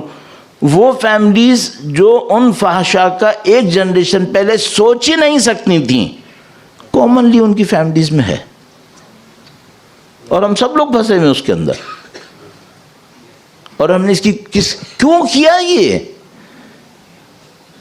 اس لیے کہ مجھے کسی ملک کی سڑکیں پسند آ گئی تھیں، اس کی گرینری مجھے اچھی لگی تھی، اور ہم اپنی لگژریز کو اویل کرنے کے لیے اپنا دین اپنے ہی ہاتھوں دے رہے ہیں۔ تو بھائی یہ ایک روایت ہو گئی۔ دوسری روایت، اب جو روایت عرض کر رہا ہوں یہ مولا چھٹے امام سے درود بھیجے گا محمد و آل محمد پر، محمد آل محمد وعجل من عمل بما علم، اس میں فرمایا تھا اس پچھلی روایت میں کہ جو عمل کرے تو خدا اس کو وہ سکھا دیتا ہے جو وہ نہیں جانتا تھا۔ اچھا ایزیوم کرتے ہیں کہ وہ نہیں سیکھ پایا، کوئی نہیں ریزن، یہ ہوتا نہیں ہے۔ اگر خدا سکھاتا ہے تو پھر جاہل بھی سیکھ لیتا ہے، وہ کوئی مسئلہ نہیں ہے، چونکہ خدا اپنے سکھانے کے لیے ڈگری نہیں پوچھتا یہ ڈگری ہے یا نہیں ہے تمہارے ہاتھ میں، وہ صرف یہ پوچھتا ہے کہ تمہارے پہ قلب سلیم ہے تم کو سکھا دیں گے، کوئی مسئلہ نہیں ہے۔ فرمایا اگر جو عمل کرے اس پر جو وہ جانتا ہو، کفا ما لم یعلم، تو جو نہ جانتا ہو خدا اس کو سنبھال لیتا ہے۔ ہاں ابھی آپ کو مولانا یہ آدمی اس کی اتنی قابلیت نہیں ہے، اس کا آئی کیو لیول اتنا زیادہ نہیں ہے، یہ تمہیں لگ رہا ہے اس کا آئی کیو زیادہ نہیں ہے، اس کے پیچھے خدا کی ہدایت ہے، یہ سنبھال لے گا، تم اپنی فکر کرو۔ ہاں جس کو خدا سنبھالنا چاہتا ہے وہ سنبھال لے گا۔ پروردگار عالم نے پورے نظام کو، دین کے نظام کو انسان کے ارادے کے اوپر خلق کیا ہے، یعنی اس دین کے نظام میں خدا یہ نہیں چاہتا کہ وہ کسی پہ جبر کرے اور جبر کر کے اس سے کچھ نکلوا لے۔ خدا متعال چاہتا ہے کہ ہر انسان اپنے ارادے کو استعمال کرے، اور ارادے کو استعمال کرتے ہوئے اپنی آزادی کے ساتھ، اپنے اختیار کے ساتھ وہ حق کے راستے کے اوپر چلنے کی کوشش کرے۔ تو خدا پسند نہیں کرتا کہ وہ جبر کرے بندوں پہ، تو وہ کیوں پسند کرے گا کہ کوئی بندہ کسی بندے پہ جبر کرے؟ نہیں پسند کرتا۔ اس ٹاپک کو کہتے ہیں آزادی۔ ہمارے جو زمانے میں پرابلم ہے، بہت بڑی پرابلم، وہ کیا ہے؟ کنسیپچول کرپشن ہے، کانسیپٹس کے اندر کرپشن آیا ہے۔ وہ کیسے؟ یہی لفظ استعمال کریں گے، بہت اپیز کرنے والا، خوش کرنے والا، لیکن مطلب کچھ اور ہوگا۔ ابھی آپ پوری دنیا میں دیکھو، اس وقت اگر آپ سے کوئی کہے آزادی مطلب کیا ہے، وہ جو ہے وہ ہم سب کو معلوم ہے، کہنے کے قابل بھی نہیں ہوا۔ جو انہوں نے کیا کیا، لفظ وہی لیا، فریڈم اور نہیں معلوم اوپننس اور فلاں فلاں، لیکن جو کانسیپٹ تھا وہ بالکل اس کے ڈیفرنٹ تھا۔ اس کو ہم کہتے ہیں کلچرل چینج، کلچر چینج ہوئی ہے۔ تو مثال کے طور پر پہلے اگر آپ سے کوئی یہ کہتا کہ یہ علم ہے، خدا تعالیٰ نے علم کو فضیلت دی ہے، علم کے اوپر اتنی آیتیں ہمارے پاس موجود ہیں، روایتیں موجود ہیں ہمارے پاس. اب میں آپ سے ایک سوال کرتا ہوں، آج کی دنیا میں جس کو نالج کہتے ہیں یہ وہی علم ہے جو روایتوں میں آیا تھا؟ نہیں، بہت ڈفرینٹ ہے. اچھا، وہ جو سید الشہداء نے فرمایا تھا، ان لم یکن لکم دین ولا تخافون المعاد فکونوا احرارا فی دنیاکم. لشکر یزید کو خطاب کیا، کہ اگر تمہارے پاس دین نہیں ہے، قیامت کا تم کو خوف نہیں ہے، ٹھیک ہے، اپنی دنیا میں آزاد تو رہو کم از کم. یہ جو سید الشہداء نے کہا احرارن، صحیح ہے، یہ وہی آزادی ہے جو ہمارے ہاں ویسٹ میں آزادی کہتے ہیں. بالکل ڈیفرنٹ ہے. سید الشہداء کس سے آزادی کہہ رہے تھے؟ سید الشہداء کہہ رہے تھے آزاد رہو، اپنے نفس کی خواہشات کے غلام مت بنو. تمہارے نفس کی کچھ خواہشیں ہیں، پیسہ ہے، طاقت ہے، دنیا ہے، اس کی خاطر تم نے غلامی قبول کر لی. کس کی؟ یزید کی، عبید اللہ ابن زیاد کی، عمر سعد کی لعنہم اللہ. ان کی تم نے غلامی قبول کی. تم کیا کرو؟ تم اپنے نفس میں آزاد بنو. تم کیوں ان چیزوں سے اتنے اٹیچ ہو گئے ہو کہ ان کی خاطر تمہیں اپنی عزت قربان کرنی پڑتی ہے؟ سید الشہداء جو آزادی دے رہے تھے وہ آزادی ان تمام چیزوں سے تھی.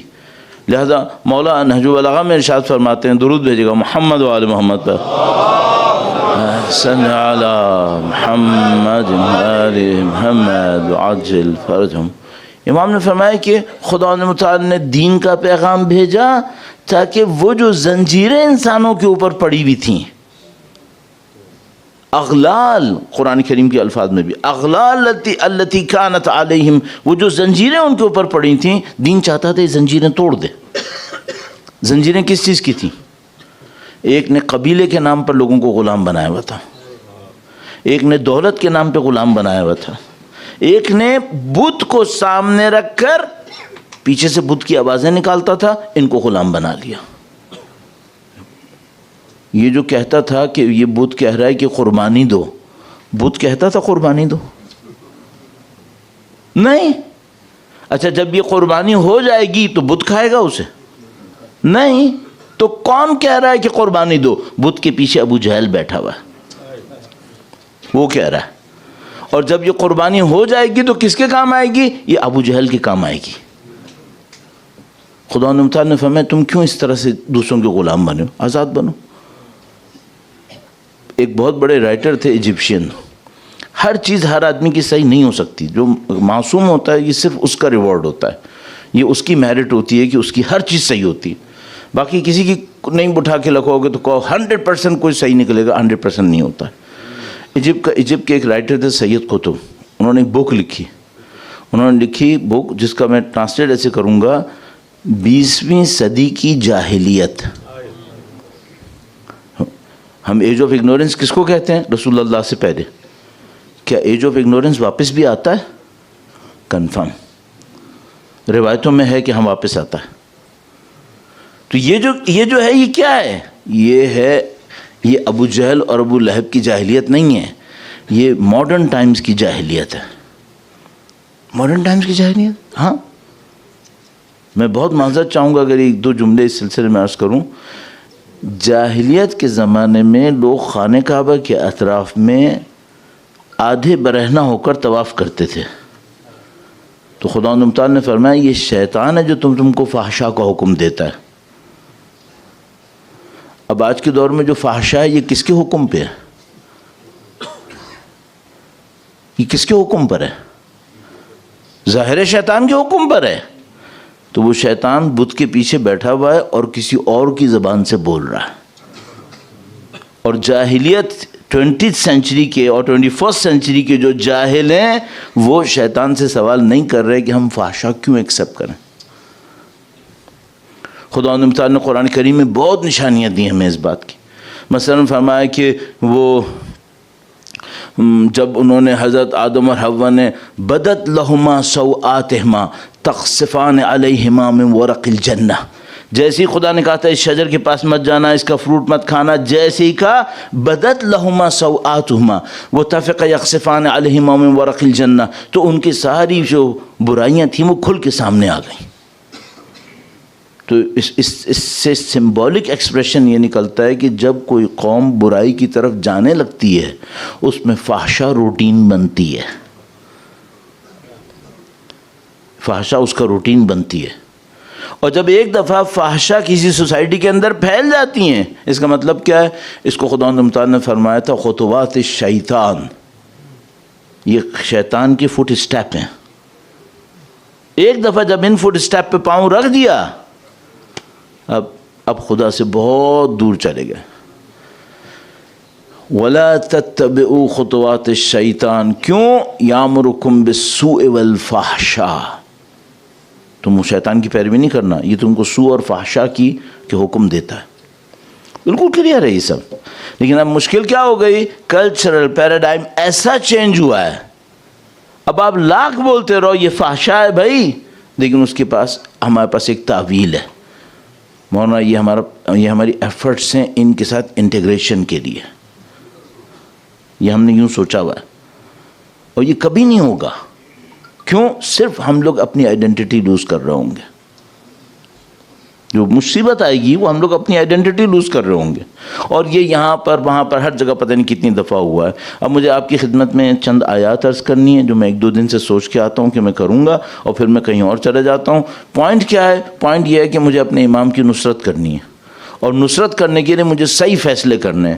صحیح فیصلے کرنے میں جو سب سے بڑی میری رکاوٹ بنی ہوئی ہے وہ کیا ہے؟ وہ یہ کہ میری کلچرل شفٹ ہو گئی ہے، کلچر میری شفٹ ہو گئی ہے۔ اور وہ جو کلچر جو شفٹ ہوئی ہے، یہ جو شفٹ ہوا، اس میں سب سے بڑا جو کلچرل پرابلم چینج ہو گیا وہ کیا تھا؟ وہ تھا میٹیریلزم، جو میں نے پچھلی کئی روایتوں سے آپ کو بار بار یہ دکھایا کہ دیکھو اللہ کے نبی نے ہم سے یہ کہا تھا کہ یہ ہونے والا ہے۔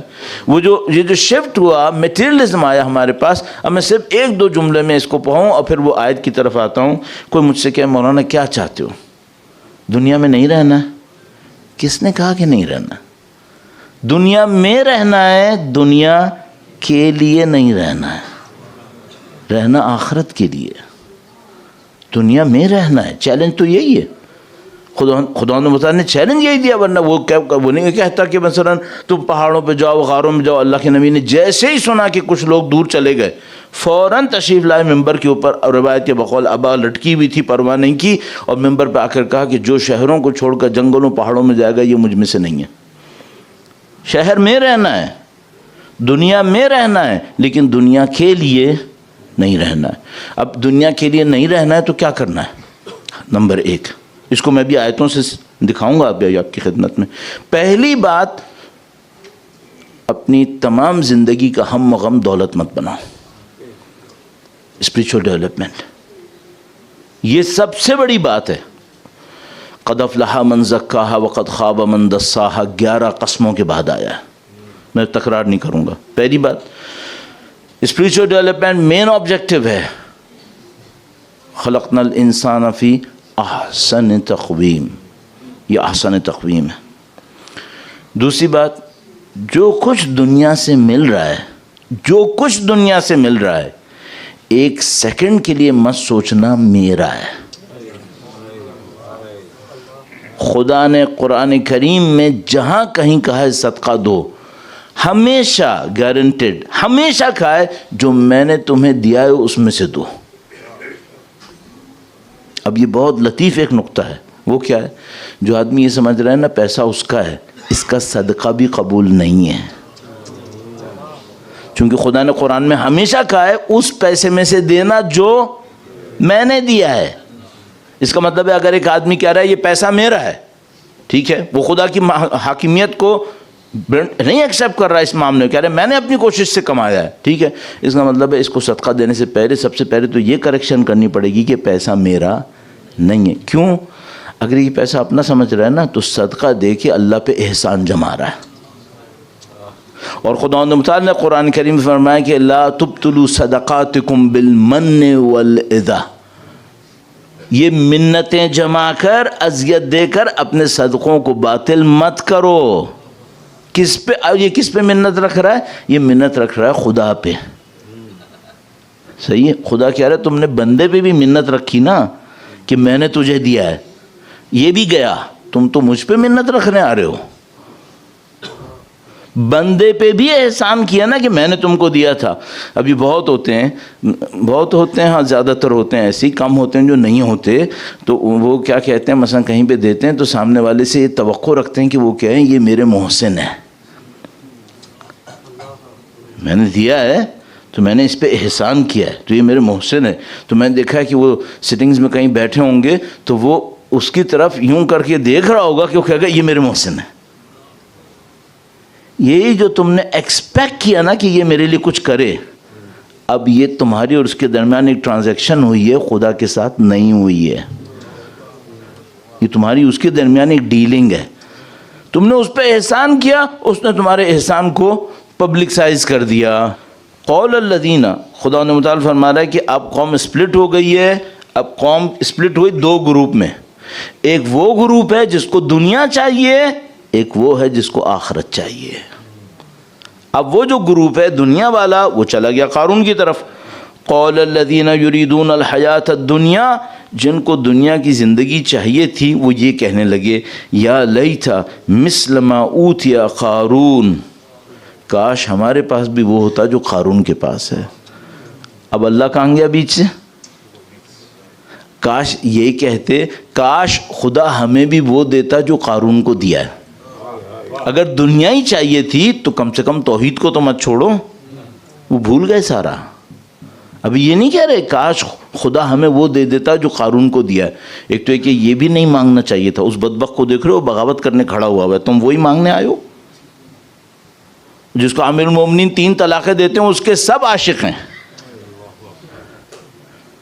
اس کے سب عاشق ہیں، اور امیر المومنین کے بیٹے مولا ابو الفضل کے پرچم کے نیچے جا کے اس مطلقہ کو مانگتے رہتے ہیں. نہیں مانگتے کیا؟ انسان جب ان چیزوں کو دیکھتا ہے تو وہ سوچتا ہے مولانا ہوگا کیا ہمارا؟ ہم ایک ایسی کلچر میں پھنس گئے، کب تک ہم اس سے لڑیں گے؟ ہم اس لڑائی میں جیتیں گے کیسے؟ اور ہمیں یہ بھی پتہ نہیں چل پائے گا کہ ہم غلطی کر رہے ہیں، کیونکہ ہم وہی کر رہے ہوں گے جو دنیا کر رہی ہے. تو یہ سب کیسے ہوگا؟ تو اگر کسی نے، آپ کے دوستوں میں سے کسی نے مجھ سے سوال کیا تو میں نے اس سے کہا کہ دیکھو بہت بڑا ایک معاملہ ہے. وہ کیا ہے؟ ایسی جگہ سے کنیکشن لے لو جہاں سے کبھی کوئی گمراہی نہیں آ سکتی ہے. اللہ کے نبی نے اپنے نواسے کو مصباح الہدا کہا ہے. اگر صرف مصباح الہدا کہتے نا تو میں کہتا یہ مصباح ہے جو لائٹ دکھاتا ہے. نہیں، پہلے کیا کہا؟ سفینۃ النجات. کہا تم کو لائٹ نہیں بھی نظر آ رہی ہو نا تو تم صرف ایک کرنا، میرے حسین کے سفینے میں بیٹھ جانا، باقی میرا حسین لے آئے گا.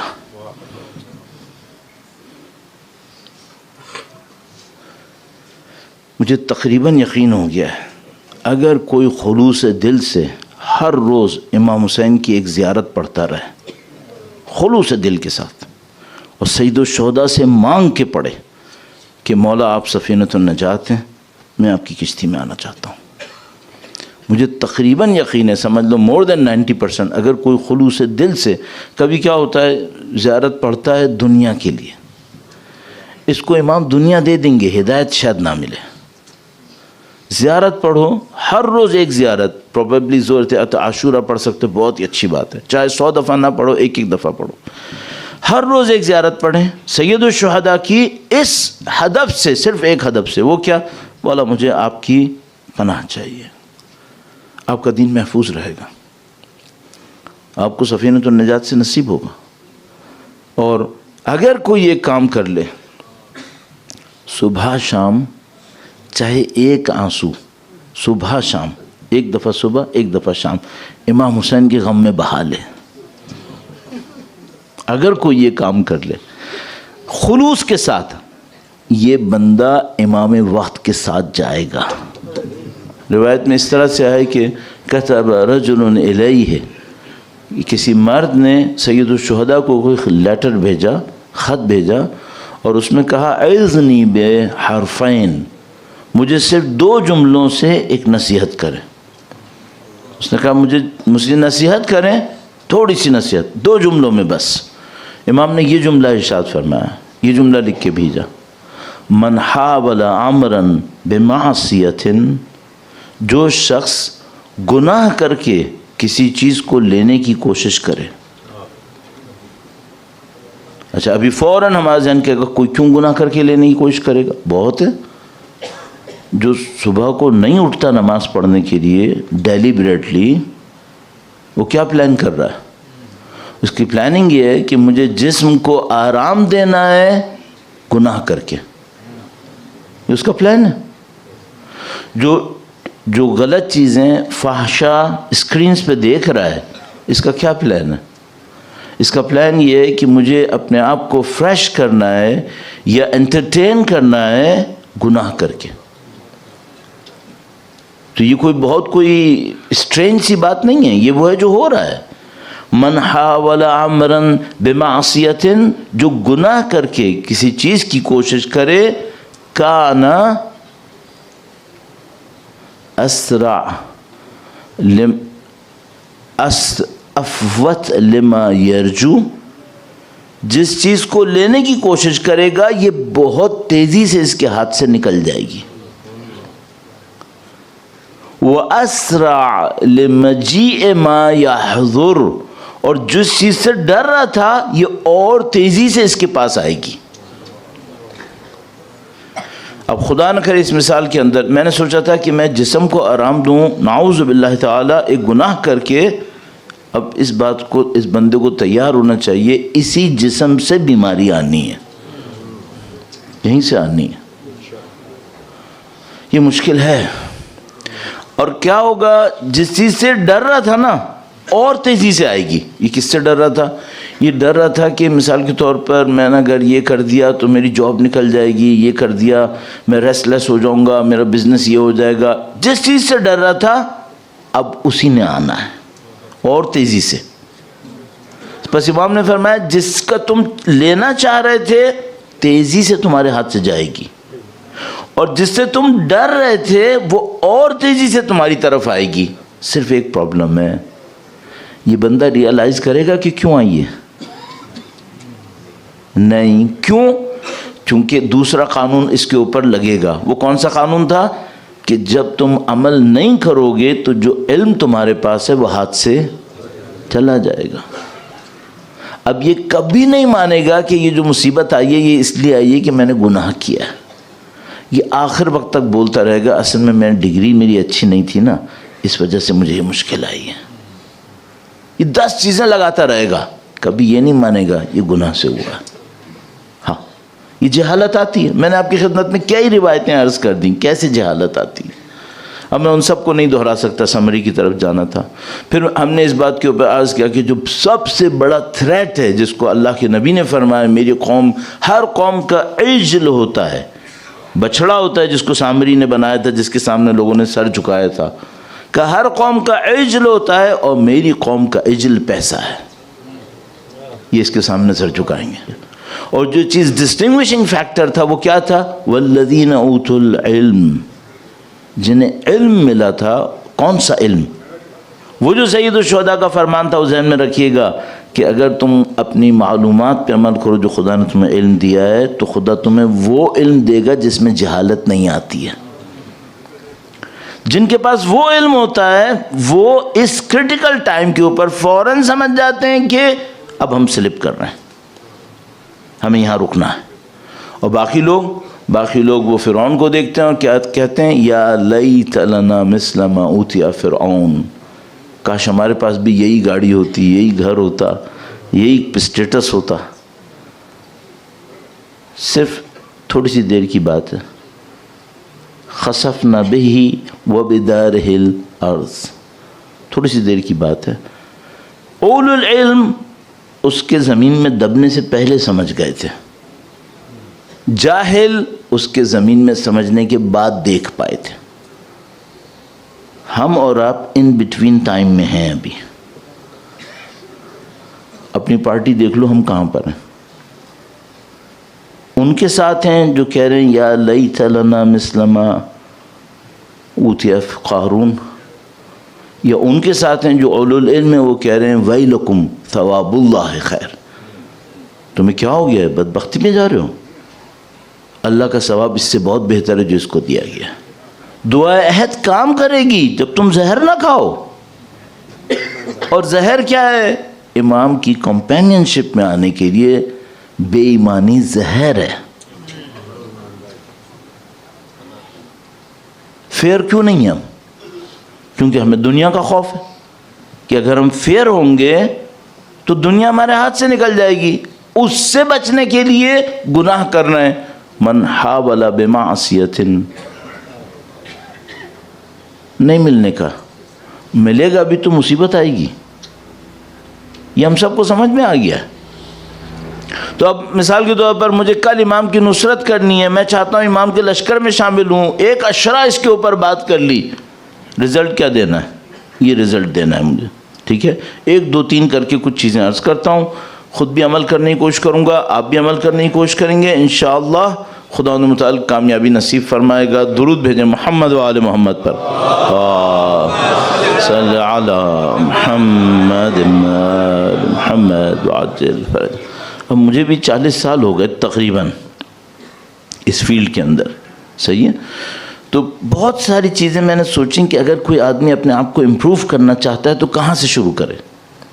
تو اس 40 ایئرز میں کبھی میں نے سوچا یہ پہلے کرنا چاہیے، کبھی میں نے سوچا وہ پہلے کرنا چاہیے۔ میں آپ کا ٹائم نہیں لوں گا کہ میں نے اپنی کتنی غلطیوں سے سیکھنے کی کوشش کی ہے۔ تو اب جو مجھے سمجھ میں آئی بات وہ یہ کہ دیکھو بھائی، یہ سارا جو کام ہے یہ اسماء حسنی ہے، ہر چیز کے پیچھے اللہ کے نام ہے، سب وہ 99 نیمز ہیں، ایکچولی وہ سب کچھ ہے۔ ایک عارف مشہد میں ایک دفعہ درس دینے گئے، ان کے لیے ایک جگہ بنا دی گئی، وہ بیٹھے، ان کے آنے سے پہلے ہال بھرا پڑا تھا، تو جب ان کو دعوت دینے لگا جو شخص، تو وہ جو بندہ تھا وہ خادم تھا اس جگہ کا، اس نے کھڑے ہو کر لوگوں سے کہا کہ اے لوگوں، خدا تم پہ رحم کرے، جو جہاں ہے نبی اور اولاد نبی پہ درود بھیجتے ہوئے تھوڑا سا آگے آ جائے۔ اس نے کہا تو سب لوگوں نے درود بھیجا، کھڑے ہوئے درود بھیجا، تھوڑا سا آگے آ گئے۔ تو پھر وہ عارف تھے، ان کو جب آئے تو انہوں نے خطبہ پڑھا، اللہ کی حمد و ثنا، نبی اور ان کی آل پہ درود۔ اس کے بعد انہوں نے کہا کہ دیکھو بھائی، جو کچھ مجھے کہنا تھا وہ اس خادم نے کہہ دیا ہے۔ جو جہاں ہے نبی اور ان کی آل پر درود پڑھتے ہوئے تھوڑا سا آگے آ جائے۔ اللہم صلی علی محمد وآل محمد وعجل فرج۔ اب کوشش کرنا 10 مجلسیں سن کے تھوڑا سا آگے آنا، اور ایک بات پہ آپ امید رکھنا، آپ ایک قدم بڑھاؤ گے سید الشہداء 10 راستے کھولیں گے۔ کریم ہے، کریم خاندان ہے، کریم وہ ہوتا ہے۔ آپ مطمئن رہنا اس کے اوپر، صحیح ہے؟ بات کیا کرنی تھی؟ بات یہ کرنی تھی، بعض اوقات انسان عادت کے اندر پھنس جاتا ہے، انوائرمنٹ کے اندر۔ یہ اتنی خراب چیز ہے جو انسان سوچنا سمجھنا بند کر دے، جو ماحول کہہ رہا ہے کرتا چلا جائے، بہت خراب چیز ہے۔ مینڈک کی مثال میں کبھی کبھی دیتا ہوں۔ ایک مینڈک ہوتا ہے، اس کو پانی میں ڈال دو، ٹھنڈے پانی میں بیٹھا رہے گا، پھر اس پانی کو گرم کرو، آہستہ آہستہ ٹیمپریچر بڑھاؤ، اس کو پتہ بھی نہیں چلتا، پانی بوائل ہو جاتا ہے، یہ بوائل ہو کے مر جاتا ہے، چھلانگ نہیں مارتا۔ اگر اس کو ڈائریکٹ گرم پانی میں ڈالیں نا، فوراً چھلانگ مار کے بھاگ جاتا ہے، لیکن اگر گریجولی پانی کو گرم کریں، اس کو پتہ نہیں چلتا۔ ہم میں سے بہت سارے لوگوں کے سینسرز اس گریجول چینج کو پکڑنے کے قابل نہیں ہیں۔ اس لیے خدا متعال نے کہا ہے کہ میری کتاب تمہارے ہاتھ میں رہے، تاکہ اگر تمہیں گریجولی کوئی چینج کرے تو تم فوراً پکڑ لینا۔ وہ ہم پڑھتے نہیں ہیں، اس سے سیکھتے نہیں ہیں۔ پھر نبی کی سنت، اہل بیت کی سیرت، سب ہمارے پاس موجود ہے۔ یہ کیا ہیں؟ یہ اسٹینڈرڈز ہیں، اسکیلز ہیں، ان سے ناپو۔ اس کو امپلیمنٹ نہیں کرتے۔ تو پھر یہ کیا ہوگا؟ پھر یہ ہوگا کہ جو ہمیں جو سکھاتا چلا جائے گا ہم کہیں گے یہ انیویٹیبل ہے. ہماری سوسائٹی میں فحشہ پھیلتے جا رہے ہیں، نارمل ہو گیا، سب قبول کر رہے ہیں. فیل نہیں کر رہے کہ بھئی ہم کہاں سے کہاں پہنچ گئے. صحیح ہے. تو ابھی ہمیں امام کی نصرت کرنی ہے، ایسا نہ ہمارا ڈیفرنس اتنا زیادہ ہو جائے. تو کہاں سے شروع کریں؟ بلا کسی تنبیہ. اب بہت میں نے باتیں کر لی، اب مصائب کی طرف لے کے جاؤں گا آپ کو اللہ کے اذن سے. جو شروع کرنا ہے وہ یہ کہ میرے اور آپ کے دل میں ہمدردی ہو. جس دن آپ یہ دیکھیں نا کہ میں اس انسان کے لیے تو ہمدرد ہوں، اس انسان کے لیے ہمدرد نہیں ہوں، آپ فوراً سمجھ جائے گا میں ڈسٹریکٹ ہو چکا ہوں. کیوں؟ آپ امت ہو اس نبی کی جو رحمت للعالمین ہے. وہ رحمت للعالمین ہے. ان کی امت میں بے رحم انسان نے نہیں آنا ہے. اگر مجھے نبی کی امت میں رہنا ہے، ان کی اولاد کی اطاعت کے اندر رہنا ہے، مجھے اپنے دل کو رحم دل بنانا ہے سب کے لیے. آپ کہیں گے دشمنوں کے لیے بھی؟ تم خود دیکھ لو، سید الشہداء دشمنوں کے لیے بھی رحم دل تھے یا کچھ اور نہیں؟ کچھ اور نہیں تھا. ہم معلوم ہے رحم دل تھے. جو کر رہے تھے اس رحم دلی سے کر رہے تھے جو ان کے دل میں تھا. اب یہ رحم دلی سب سے پہلے میرے اور آپ کے دل میں ہونی چاہیے. تو اگر ہم اس کو کرنے میں کامیاب ہو گئے تو اس کا مطلب کیا ہے؟ اس کا مطلب ہے خدا کی جو سب سے بڑی صفت ہے. البتہ کوئی کیا خدا کی صفتوں میں بڑا چھوٹا نہیں ہوتا. بڑا چھوٹا میں نے اپنے الفاظ میں کہا ہے. خدا مختار نے قرآن کریم میں فرمایا کتب علی نفسہ الرحمہ. تو سب سے اہم چیز جو خدا نے اپنے لیے رکھی ہے وہ رحمت ہے. یہ رحمت اگر میرے اور تمہارے دلوں کے اندر نہیں ہے باقی اسماء نہیں آنے ہمارے اندر. اب آپ دیکھ لو، آپ کو جانوروں کے لیے بھی رحم دل ہونا چاہیے، پودوں کے لیے بھی رحم دل ہو جاؤ. اب آپ کہیں گے مثلا جانوروں کے لیے رحم دل ہو تو ہم ویجیٹیرین ہو جائیں. نہیں، اس کا یہ مطلب نہیں ہے. بے رحم نہیں بنو. خداوند متعال نے جس جانور کے لیے جو کام رکھا ہے اس کے اوپر ظلم مت کرو. آپ ظلم نہیں کرو. اللہ کے نبی جانوروں پہ بھی ظلم ہوتا دیکھتے تھے، بولتے تھے یہ کیوں کر رہے ہو ایسے. شب شہادت مولا امیر المومنین کا آپ نے دیکھا کیا کیا. اللہم صلی علی محمد آل محمد وعجل. سب سے پہلی چیز رحم دلی. جہاں آپ کو لگے نا میرے دل کے اندر رحم نہیں ہے، آپ سمجھ جاؤ گڑبڑ ہو گئی. اچھا، رحم دلی کے اگینسٹ کیا ہے؟ بے رحمی ہے. ایک اور چیز بھی ہے. وہ کیا؟ مجھے کیا. یہ بے رحمی سے کم نہیں ہے. مجھے کیا، I don't care. کس نے یہ جملہ سکھایا ہے؟ نبی کہتے تھے کبھی؟ تو ہمیں کس نے سکھایا؟ ہمیں انہوں نے سکھایا ہے. کیوں؟ ان کا ایک خاص طریقہ تھا. یہ دنیا کے اس وقت کے 150 کنٹریز پہ ظلم کر رہے تھے اور یہاں اپنے آپ کو رحم دل دکھا رہے تھے. ان کا بیہیویئر تھا ویسٹرن کلچر کا. اس وقت دنیا میں 200+ کنٹریز ہیں. فرسٹ ورلڈ وار کے وقت 32 کنٹریز تھے. ان 32 کنٹریز میں میجورٹی ان 32 کنٹریز اتنے بڑے تھے کہ ان سے بعد میں 200+ کنٹریز نکلے ہیں. 150 کنٹریز آج کے دور کے ویسٹرن کنٹریز کے نیچے تھے. وہاں لاکھوں لوگ مر رہے تھے اور یہ لوگ یہاں پہ ہیومن رائٹ کے چیمپئن تھے. ابھی تک ہیں. اور تم اور میں مجھے آ کر کہیں گے مولانا ایک بات تو ہے، آپ لوگ مسلمان ہیں لیکن امن تو کافروں کے گھر میں ہے. ہاں بالکل صحیح کہہ رہے ہو، کیونکہ کوئی بدماش اپنے محلے میں کسی کو بدماشی نہیں کرنے دیتا ہے. ہاں بات بالکل صحیح کہہ رہے ہو. اور تم اس بدماش کے گھر میں بیٹھ کے کہہ رہے ہو کہ پورا رامپور امن ہے، بہت اچھا آدمی ہے. باہر کیوں نہیں امن پھیلا لیا تھا پھر اس نے؟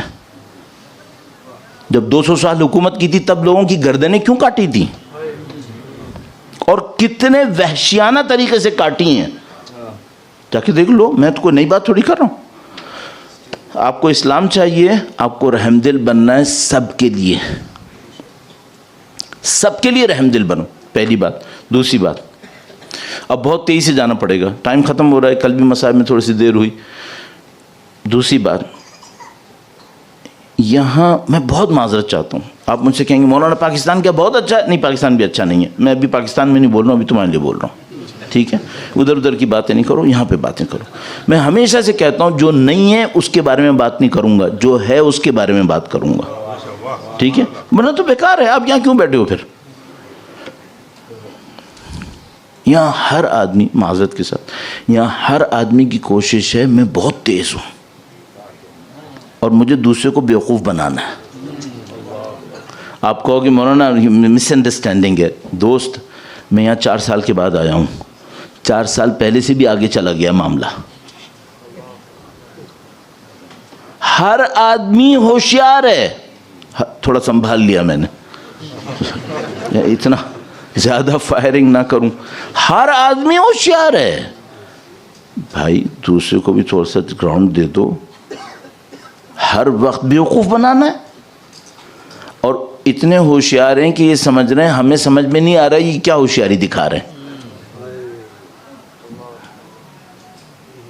آپ کہیں گے مولانا اس میں کیا برائی اگر ہم ہوشیار ہیں؟ صرف ایک بات بتا دو, جو منہ پہ ہوتا ہے وہی دل میں ہوتا ہے. اس کو منافقت کہتے ہیں.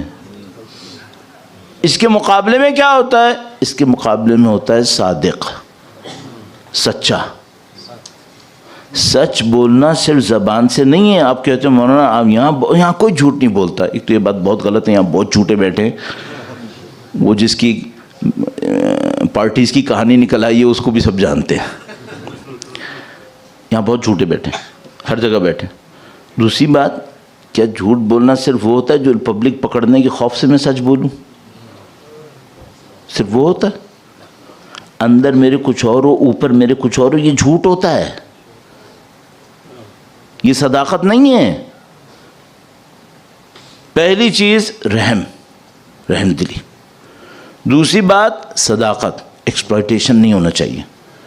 میں سامنے والے کو ایسے رکھوں کہ وہ سمجھ رہا ہے یہ وہی کر رہا ہے جو اس کے لیے بہتر ہے, اصل میں میرے لیے بہتر تھا.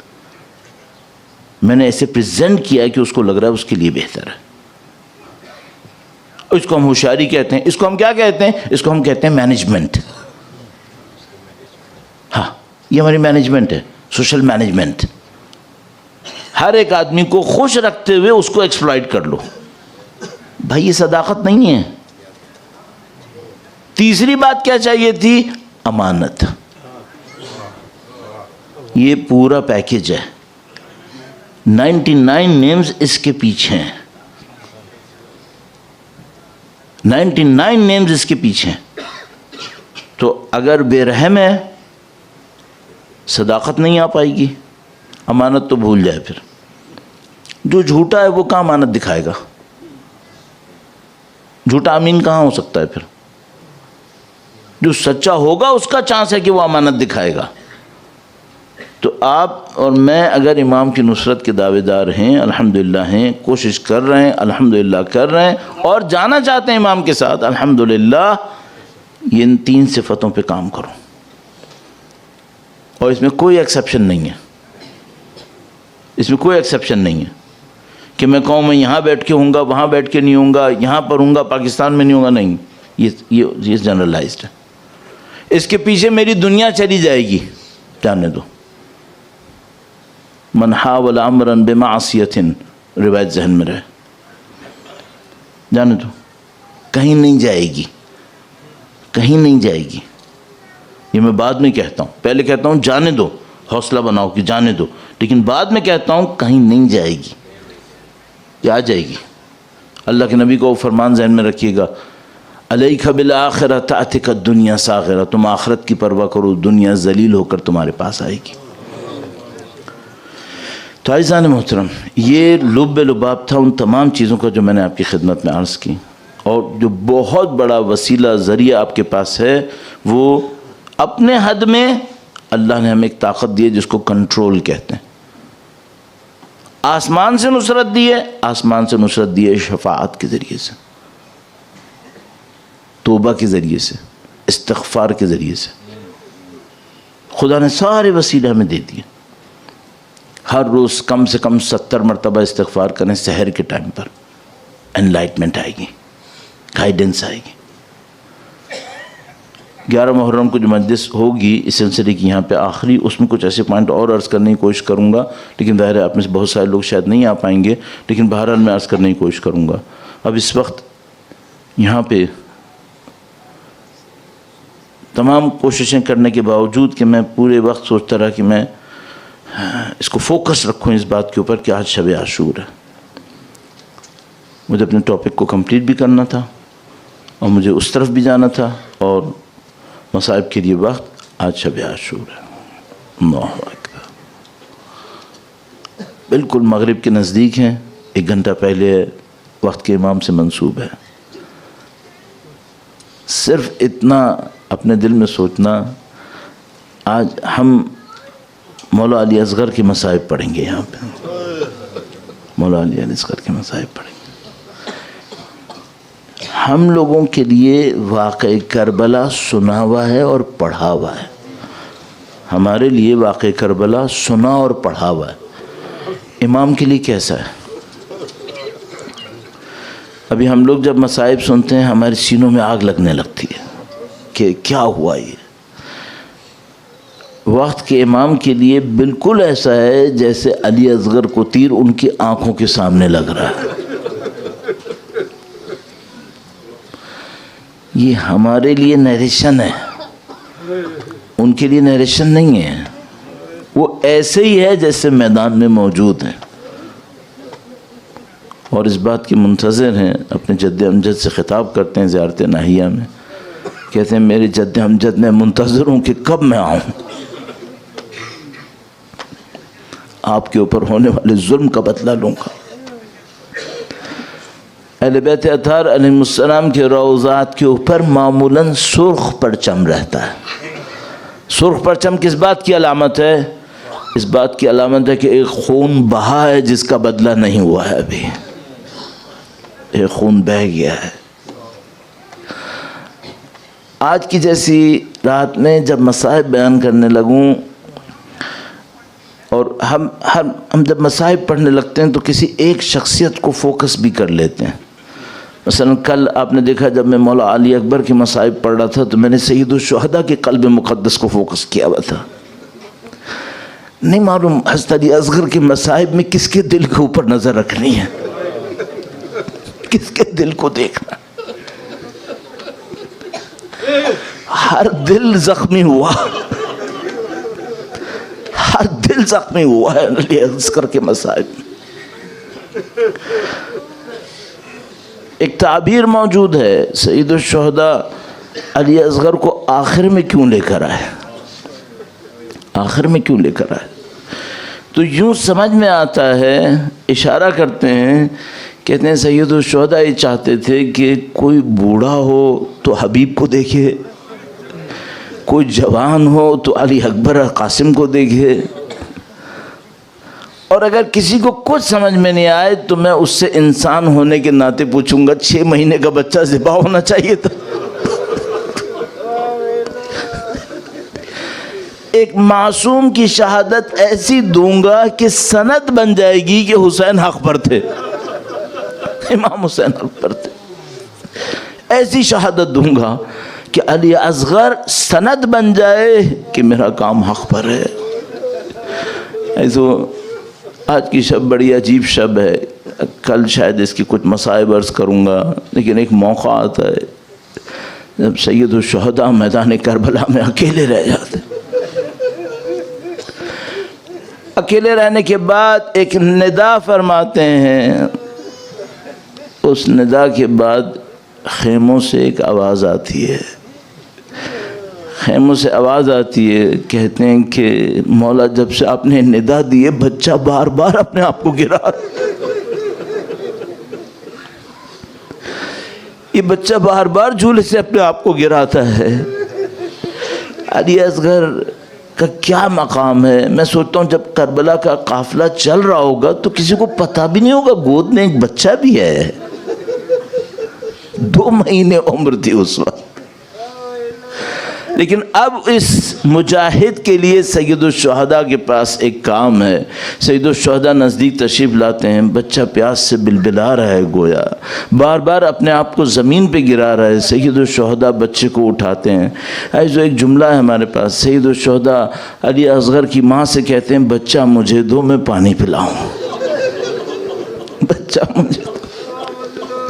ہم اور آپ مرد ہیں, ہم اور آپ مرد ہیں, مرد کا دل تھوڑا سا سخت ہوتا ہے. لیکن میری کچھ بہنیں سن رہی ہوں گی جن کی گودوں میں شاید بچے بھی ہوں گے, ان سے کسی سے پوچھو اپنا بچہ حسین کو دیں ایسے راستے پر جس میں واپس کوئی نہیں آیا. جب امام حسین نے مانگا ہوگا کہ علی اصغر مجھے دو, اب اس ماں نے کیسے علی اصغر دیا ہوگا؟ کیا کوئی مثال ہے؟ ہاں ہمارے پاس مثال ہے. خدا متعال نے مادر موسیٰ سے کہا کہ ان کو صندوق میں ڈال دو اور ان کو پانی بھر ڈال دو, اور ماں نے یہ کر دیا. لیکن خدا متعال فرماتا ہے اس کا دل اتنا گھبرایا, اتنا گھبرایا, ربطنا علی قلبہا, ہم نے اس کے دل کو مضبوط کیا تاکہ وہ راز نہ کھول دے. تو میں خدا سے ایک بات کہوں گا, خدا تو نے مادر علی اصغر کے دل کو کتنا مضبوط کیا, کتنا مضبوط کیا. کیوں یہ جملہ پوچھنا پڑ رہا ہے؟ چونکہ ایک ماں حضرت موسیٰ کی ماں تھیں جن کو یہ پتا تھا کہ بچہ واپس آئے گا. سید الشہداء نے جو کچھ کیا وہ انبیاء کے واقعات کے بعد ایک اور واقعہ ہے, انبیاء کے واقعات کے بعد ہے. تو انبیاء کے واقعات میں تھا, ہاں بالکل تھا, حضرت ابراہیم علیہ السلام حضرت اسماعیل کو لے کر چلے تھے. ماں کو پتا تھا کہ میرا بیٹا ذبح ہونے کے لیے جا رہا ہے. تو یہ بھی وہی تھا, ہاں یہ بھی وہی تھا, صرف ایک فرق تھا, اس ماں کو پتا تھا کہ بیٹا واپس بھی آ رہا ہے. علی اصغر کی ماں کو پتا تھا میرا بیٹا واپس نہیں آنے والا, یہ ذبح ہو جائے گا. سید الشہداء علی اصغر کو لے کر میدان جنگ کے اندر تشریف لائے. عزیزو میرے پاس وہ طاقت نہیں ہے, میں کہاں سے لاؤں اس طاقت کو کہ آپ کے سامنے کہوں کہ امام حسین جیسا اگر اس لشکر یزید سے پانی مانگے تو کیسا ہوتا ہے. آپ کو وہ یاد ہے شب عاشور کے مصائب میں ہم نے پڑھا کہ مولا ابو الفضل نے ان لعینوں سے ایک رات کی مہلت مانگی تو ان کے ساتھ کیسا ہوا تھا. اب ذرا تصور کرنا, سید الشہداء جیسا صاحب حوض کوثر وہ اپنے بچے کو لے کر دشمنوں کے سامنے آئے ہیں. روایات کے مطابق بچے کو ہاتھوں پہ بلند کیا ہے اور لوگوں سے کہا ہے کہ اے لوگوں مجھے پانی نہیں دیتے, اس کی کیا تقصیر ہے, اس کو کیوں پانی نہیں دیتے. روایات کے مطابق جب سید الشہداء نے علی اصغر کو ہاتھوں پہ بلند کیا تو یہ منظر ایسا منظر تھا کہ لشکر یزید بھی منہ چھپا چھپا کے رونے لگا کہ ہم نے کسی کو پانی نہیں دیا, اب علی اصغر کو کیوں نہیں پانی دے دیتے. بس ایک موقع تھا جب لشکر کے اندر کوہرام بپا ہونا شروع ہوا کہ ہم علی اصغر کو پانی کیوں نہیں دے رہے. تو لشکر کا سپہ سالار ہرملہ کو اشارہ کرتا ہے, ہرملہ سے کہتا ہے تیر کا نشانہ بنا.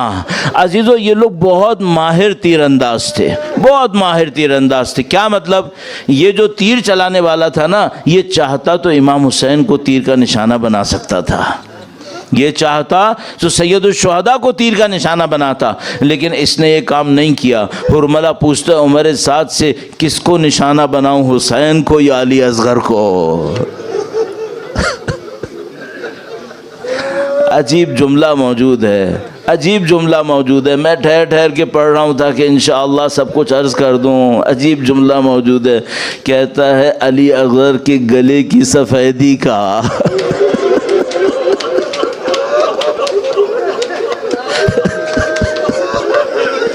علی اصغر کے گلے کی سفیدی کو نشانہ بنا. ایک جملہ استعمال کرتے ہیں, کہتے ہیں تیر سے شعبہ. ایک تیر ہے جس کے پیچھے 3 زاویے بنے ہوئے ہیں. یہ 3 زاویے کیوں بنتے تھے؟ ان 3 زاویوں کی وجہ سے تیر بہت تیزی سے گھومتا تھا, اور یہ جب جتنی طاقت کے ساتھ جا کر گھوم کے لگتا تھا تو یہ اتنا سخت تیر ہوتا تھا. تیر سے شعبہ, یہ اگر گھوڑے کو لگتا تھا تو اس کی ٹانگ کٹ جاتی تھی. اتنا سخت یہ تیر ہوا کرتا تھا۔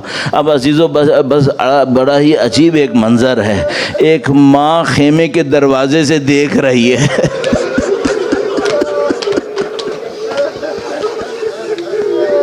اب امام کو سلام کرنے کا ایک اور موقع ہے، یا امام آپ نے تو معاملے کو کہیں سے کہیں پہنچا دیا، سید الشہداء جب بچے کو لے کے کھڑے ہوئے ہوں گے تو فرشتے بھی خدا سے کہہ رہے ہوں گے خدایا تو نے اسماعیل کو بچا لیا تھا، علی اصغر کو بھی بچا لیا۔ فرق ہے، کیا فرق ہے؟ خدا نے متعال شاید یوں ہوگا کہ فرمائیں گے دیکھو اسماعیل کے معاملے میں ماں نہیں دیکھ رہی تھی، علی اصغر کے معاملے میں ماں بھی دیکھ رہی ہے، ماں خیمے سے دیکھ رہی ہے۔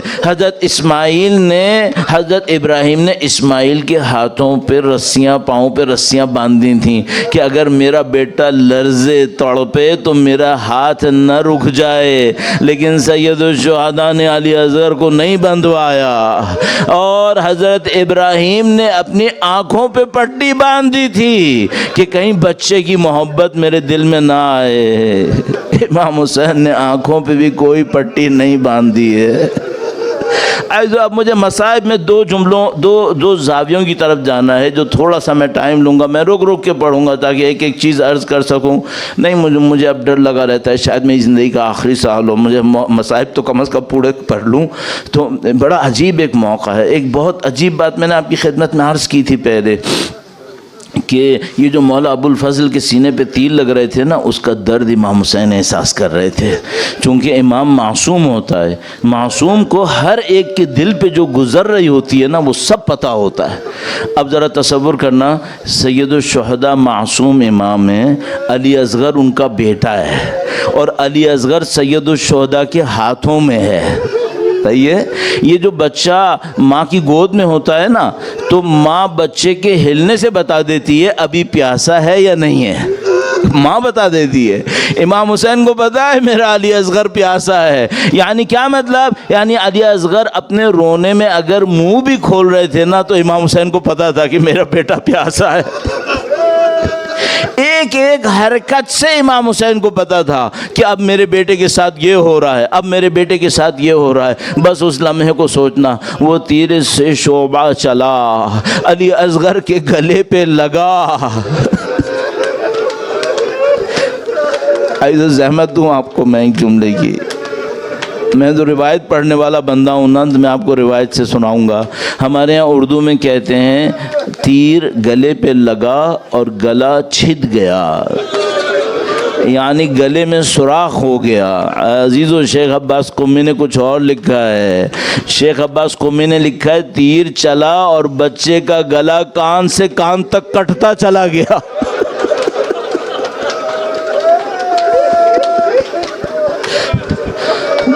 اس خاطر کہتے ہیں ذبح ہوا ہے، اس خاطر کہتے ہیں ذبح ہوا ہے۔ اور دلیل دوں، مادر علی اصغر کا ایک بیان ہے، جب بچے کا واقعہ پتہ چلا تو انہوں نے اپنے بچے کو خطاب کر کے کہا میرے بیٹے کہیں 6 ماہ کے بچے ذبح ہوتے ہیں، کہیں 6 ماہ کے بچے ذبح ہوتے ہیں، تو کیسے ذبح ہو گیا میرا بیٹا؟ سید الشہداء کے ہاتھ میں علی اصغر ذبح ہوا ہے۔ اب ہوا کیا ہے؟ اب ہوا یہ ہے کہ جب وہ تیر لگا تو گویا علی اصغر کے ہاتھ پاؤں میں حرکت ہوئی، امام حسین کو پتہ چل گیا میرے بیٹے کے گلے کے اوپر ذبح کا خنجر چل گیا ہے، بچہ ہل رہا ہے۔ عزیزو اب ایک اور عجیب لمحہ آیا ہے، عجیب لمحہ آیا ہے۔ یہ بچہ ایک طرف سے پیاسا بھی ہے، دوسری طرف سے گلا بھی کٹ گیا اس کا۔ اب اس بچے نے ہلنا شروع کیا۔ عزیزو تھوڑا سا رک کر 1-2 جملے اور عرض کروں آپ کی خدمت میں۔ اللہ اکبر، نہیں معلوم علی اصغر کا غم کیا غم ہے۔ عزیزو بہت معذرت چاہتا ہوں، واقعاً ہاتھ جوڑ کے آپ کی خدمت میں عرض کر رہا ہوں، کل ہی میں نے یہ روایت پڑھی، کل ہی آیت اللہ بہجت کے ایک شاگرد نے پتہ نہیں 50 سے اوپر زیادہ کتابیں لکھی ہیں، انہوں نے کتاب لکھی، اس کی ایک کاپی میرے پاس ہے، اس میں یہ روایت یہ پڑھ رہا تھا۔ ایک بہت بڑے عارف تھے جعفر مجتہدی نام کر کے، بہت بڑے عارف تھے اور بڑے بڑے ان کے کمالات تھے۔ عزیز و معذرت کے ساتھ عرض کر رہا ہوں، جعفر مجتہدی نے ایک بندے کو بتایا، کہا کہ کربلا میں روضے میں ایک کمرہ ہے، اس میں کوئی نہیں جاتا ہے۔ کربلا میں سید الشہداء کے روضے میں، کتاب میرے پاس رکھی ہوئی ہے، سید الشہداء کے روضے میں ایک کمرہ ہے، کہنے اس میں کوئی عارف نہیں جاتا ہے۔ کیوں نہیں جاتا ہے؟ آج ہاتھ جوڑ کے کہہ رہا ہوں، کہہ رہے ہیں جو علی اصغر کو ماں نے لوریاں دی نا وہاں سنائی دیتی ہے۔ با خدا کتاب میں لکھا ہوا ہے۔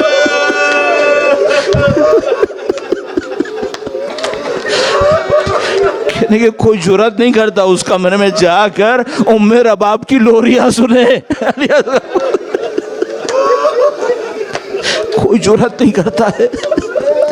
یہ حسین کی طاقت تھی کہ بچہ تڑپ رہا تھا اور حسین کے ہاتھ میں تھا۔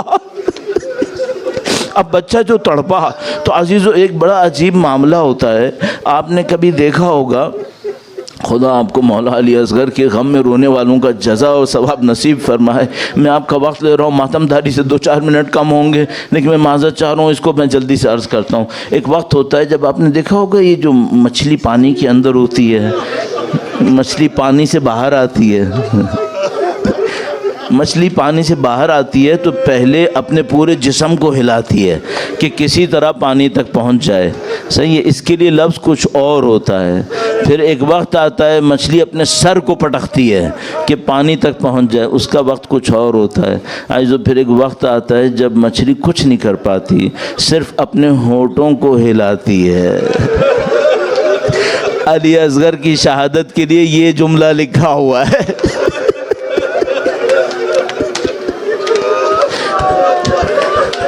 بچے میں جان نہیں تھی، ہاتھ پاؤں ہلاتا،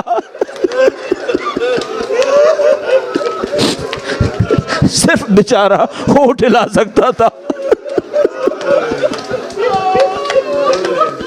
سید الشہداء کے ہاتھ میں علی اصغر کا خون آ گیا، اب آسمان کی طرف پھینکیں یا زمین کی طرف گرائیں، اپنے چہرے مقدس کی طرف مل لیا اور کہا اسی رخسار کے ساتھ خدا کے سامنے حاضر ہوں گا۔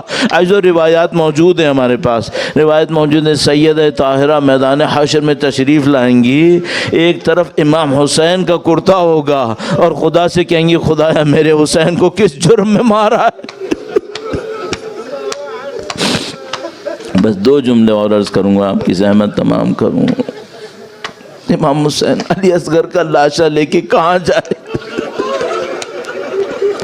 آپ نے لاشیں دفنائے ہوں گے نا، کبھی تو قبرستان گئے ہوں گے نا کوئی لاشا دفنانے کے لیے، تو وہاں پہ کوئی قبر کھودتا ہے، پھر لاشے کو اندر رکھا جاتا ہے۔ اب سید الشہداء کے سامنے مشکل ہے، آیا علی اصغر کا ذبح ہوا گلا مادر علی اصغر کو دکھائیں، ام رباب کو دیں؟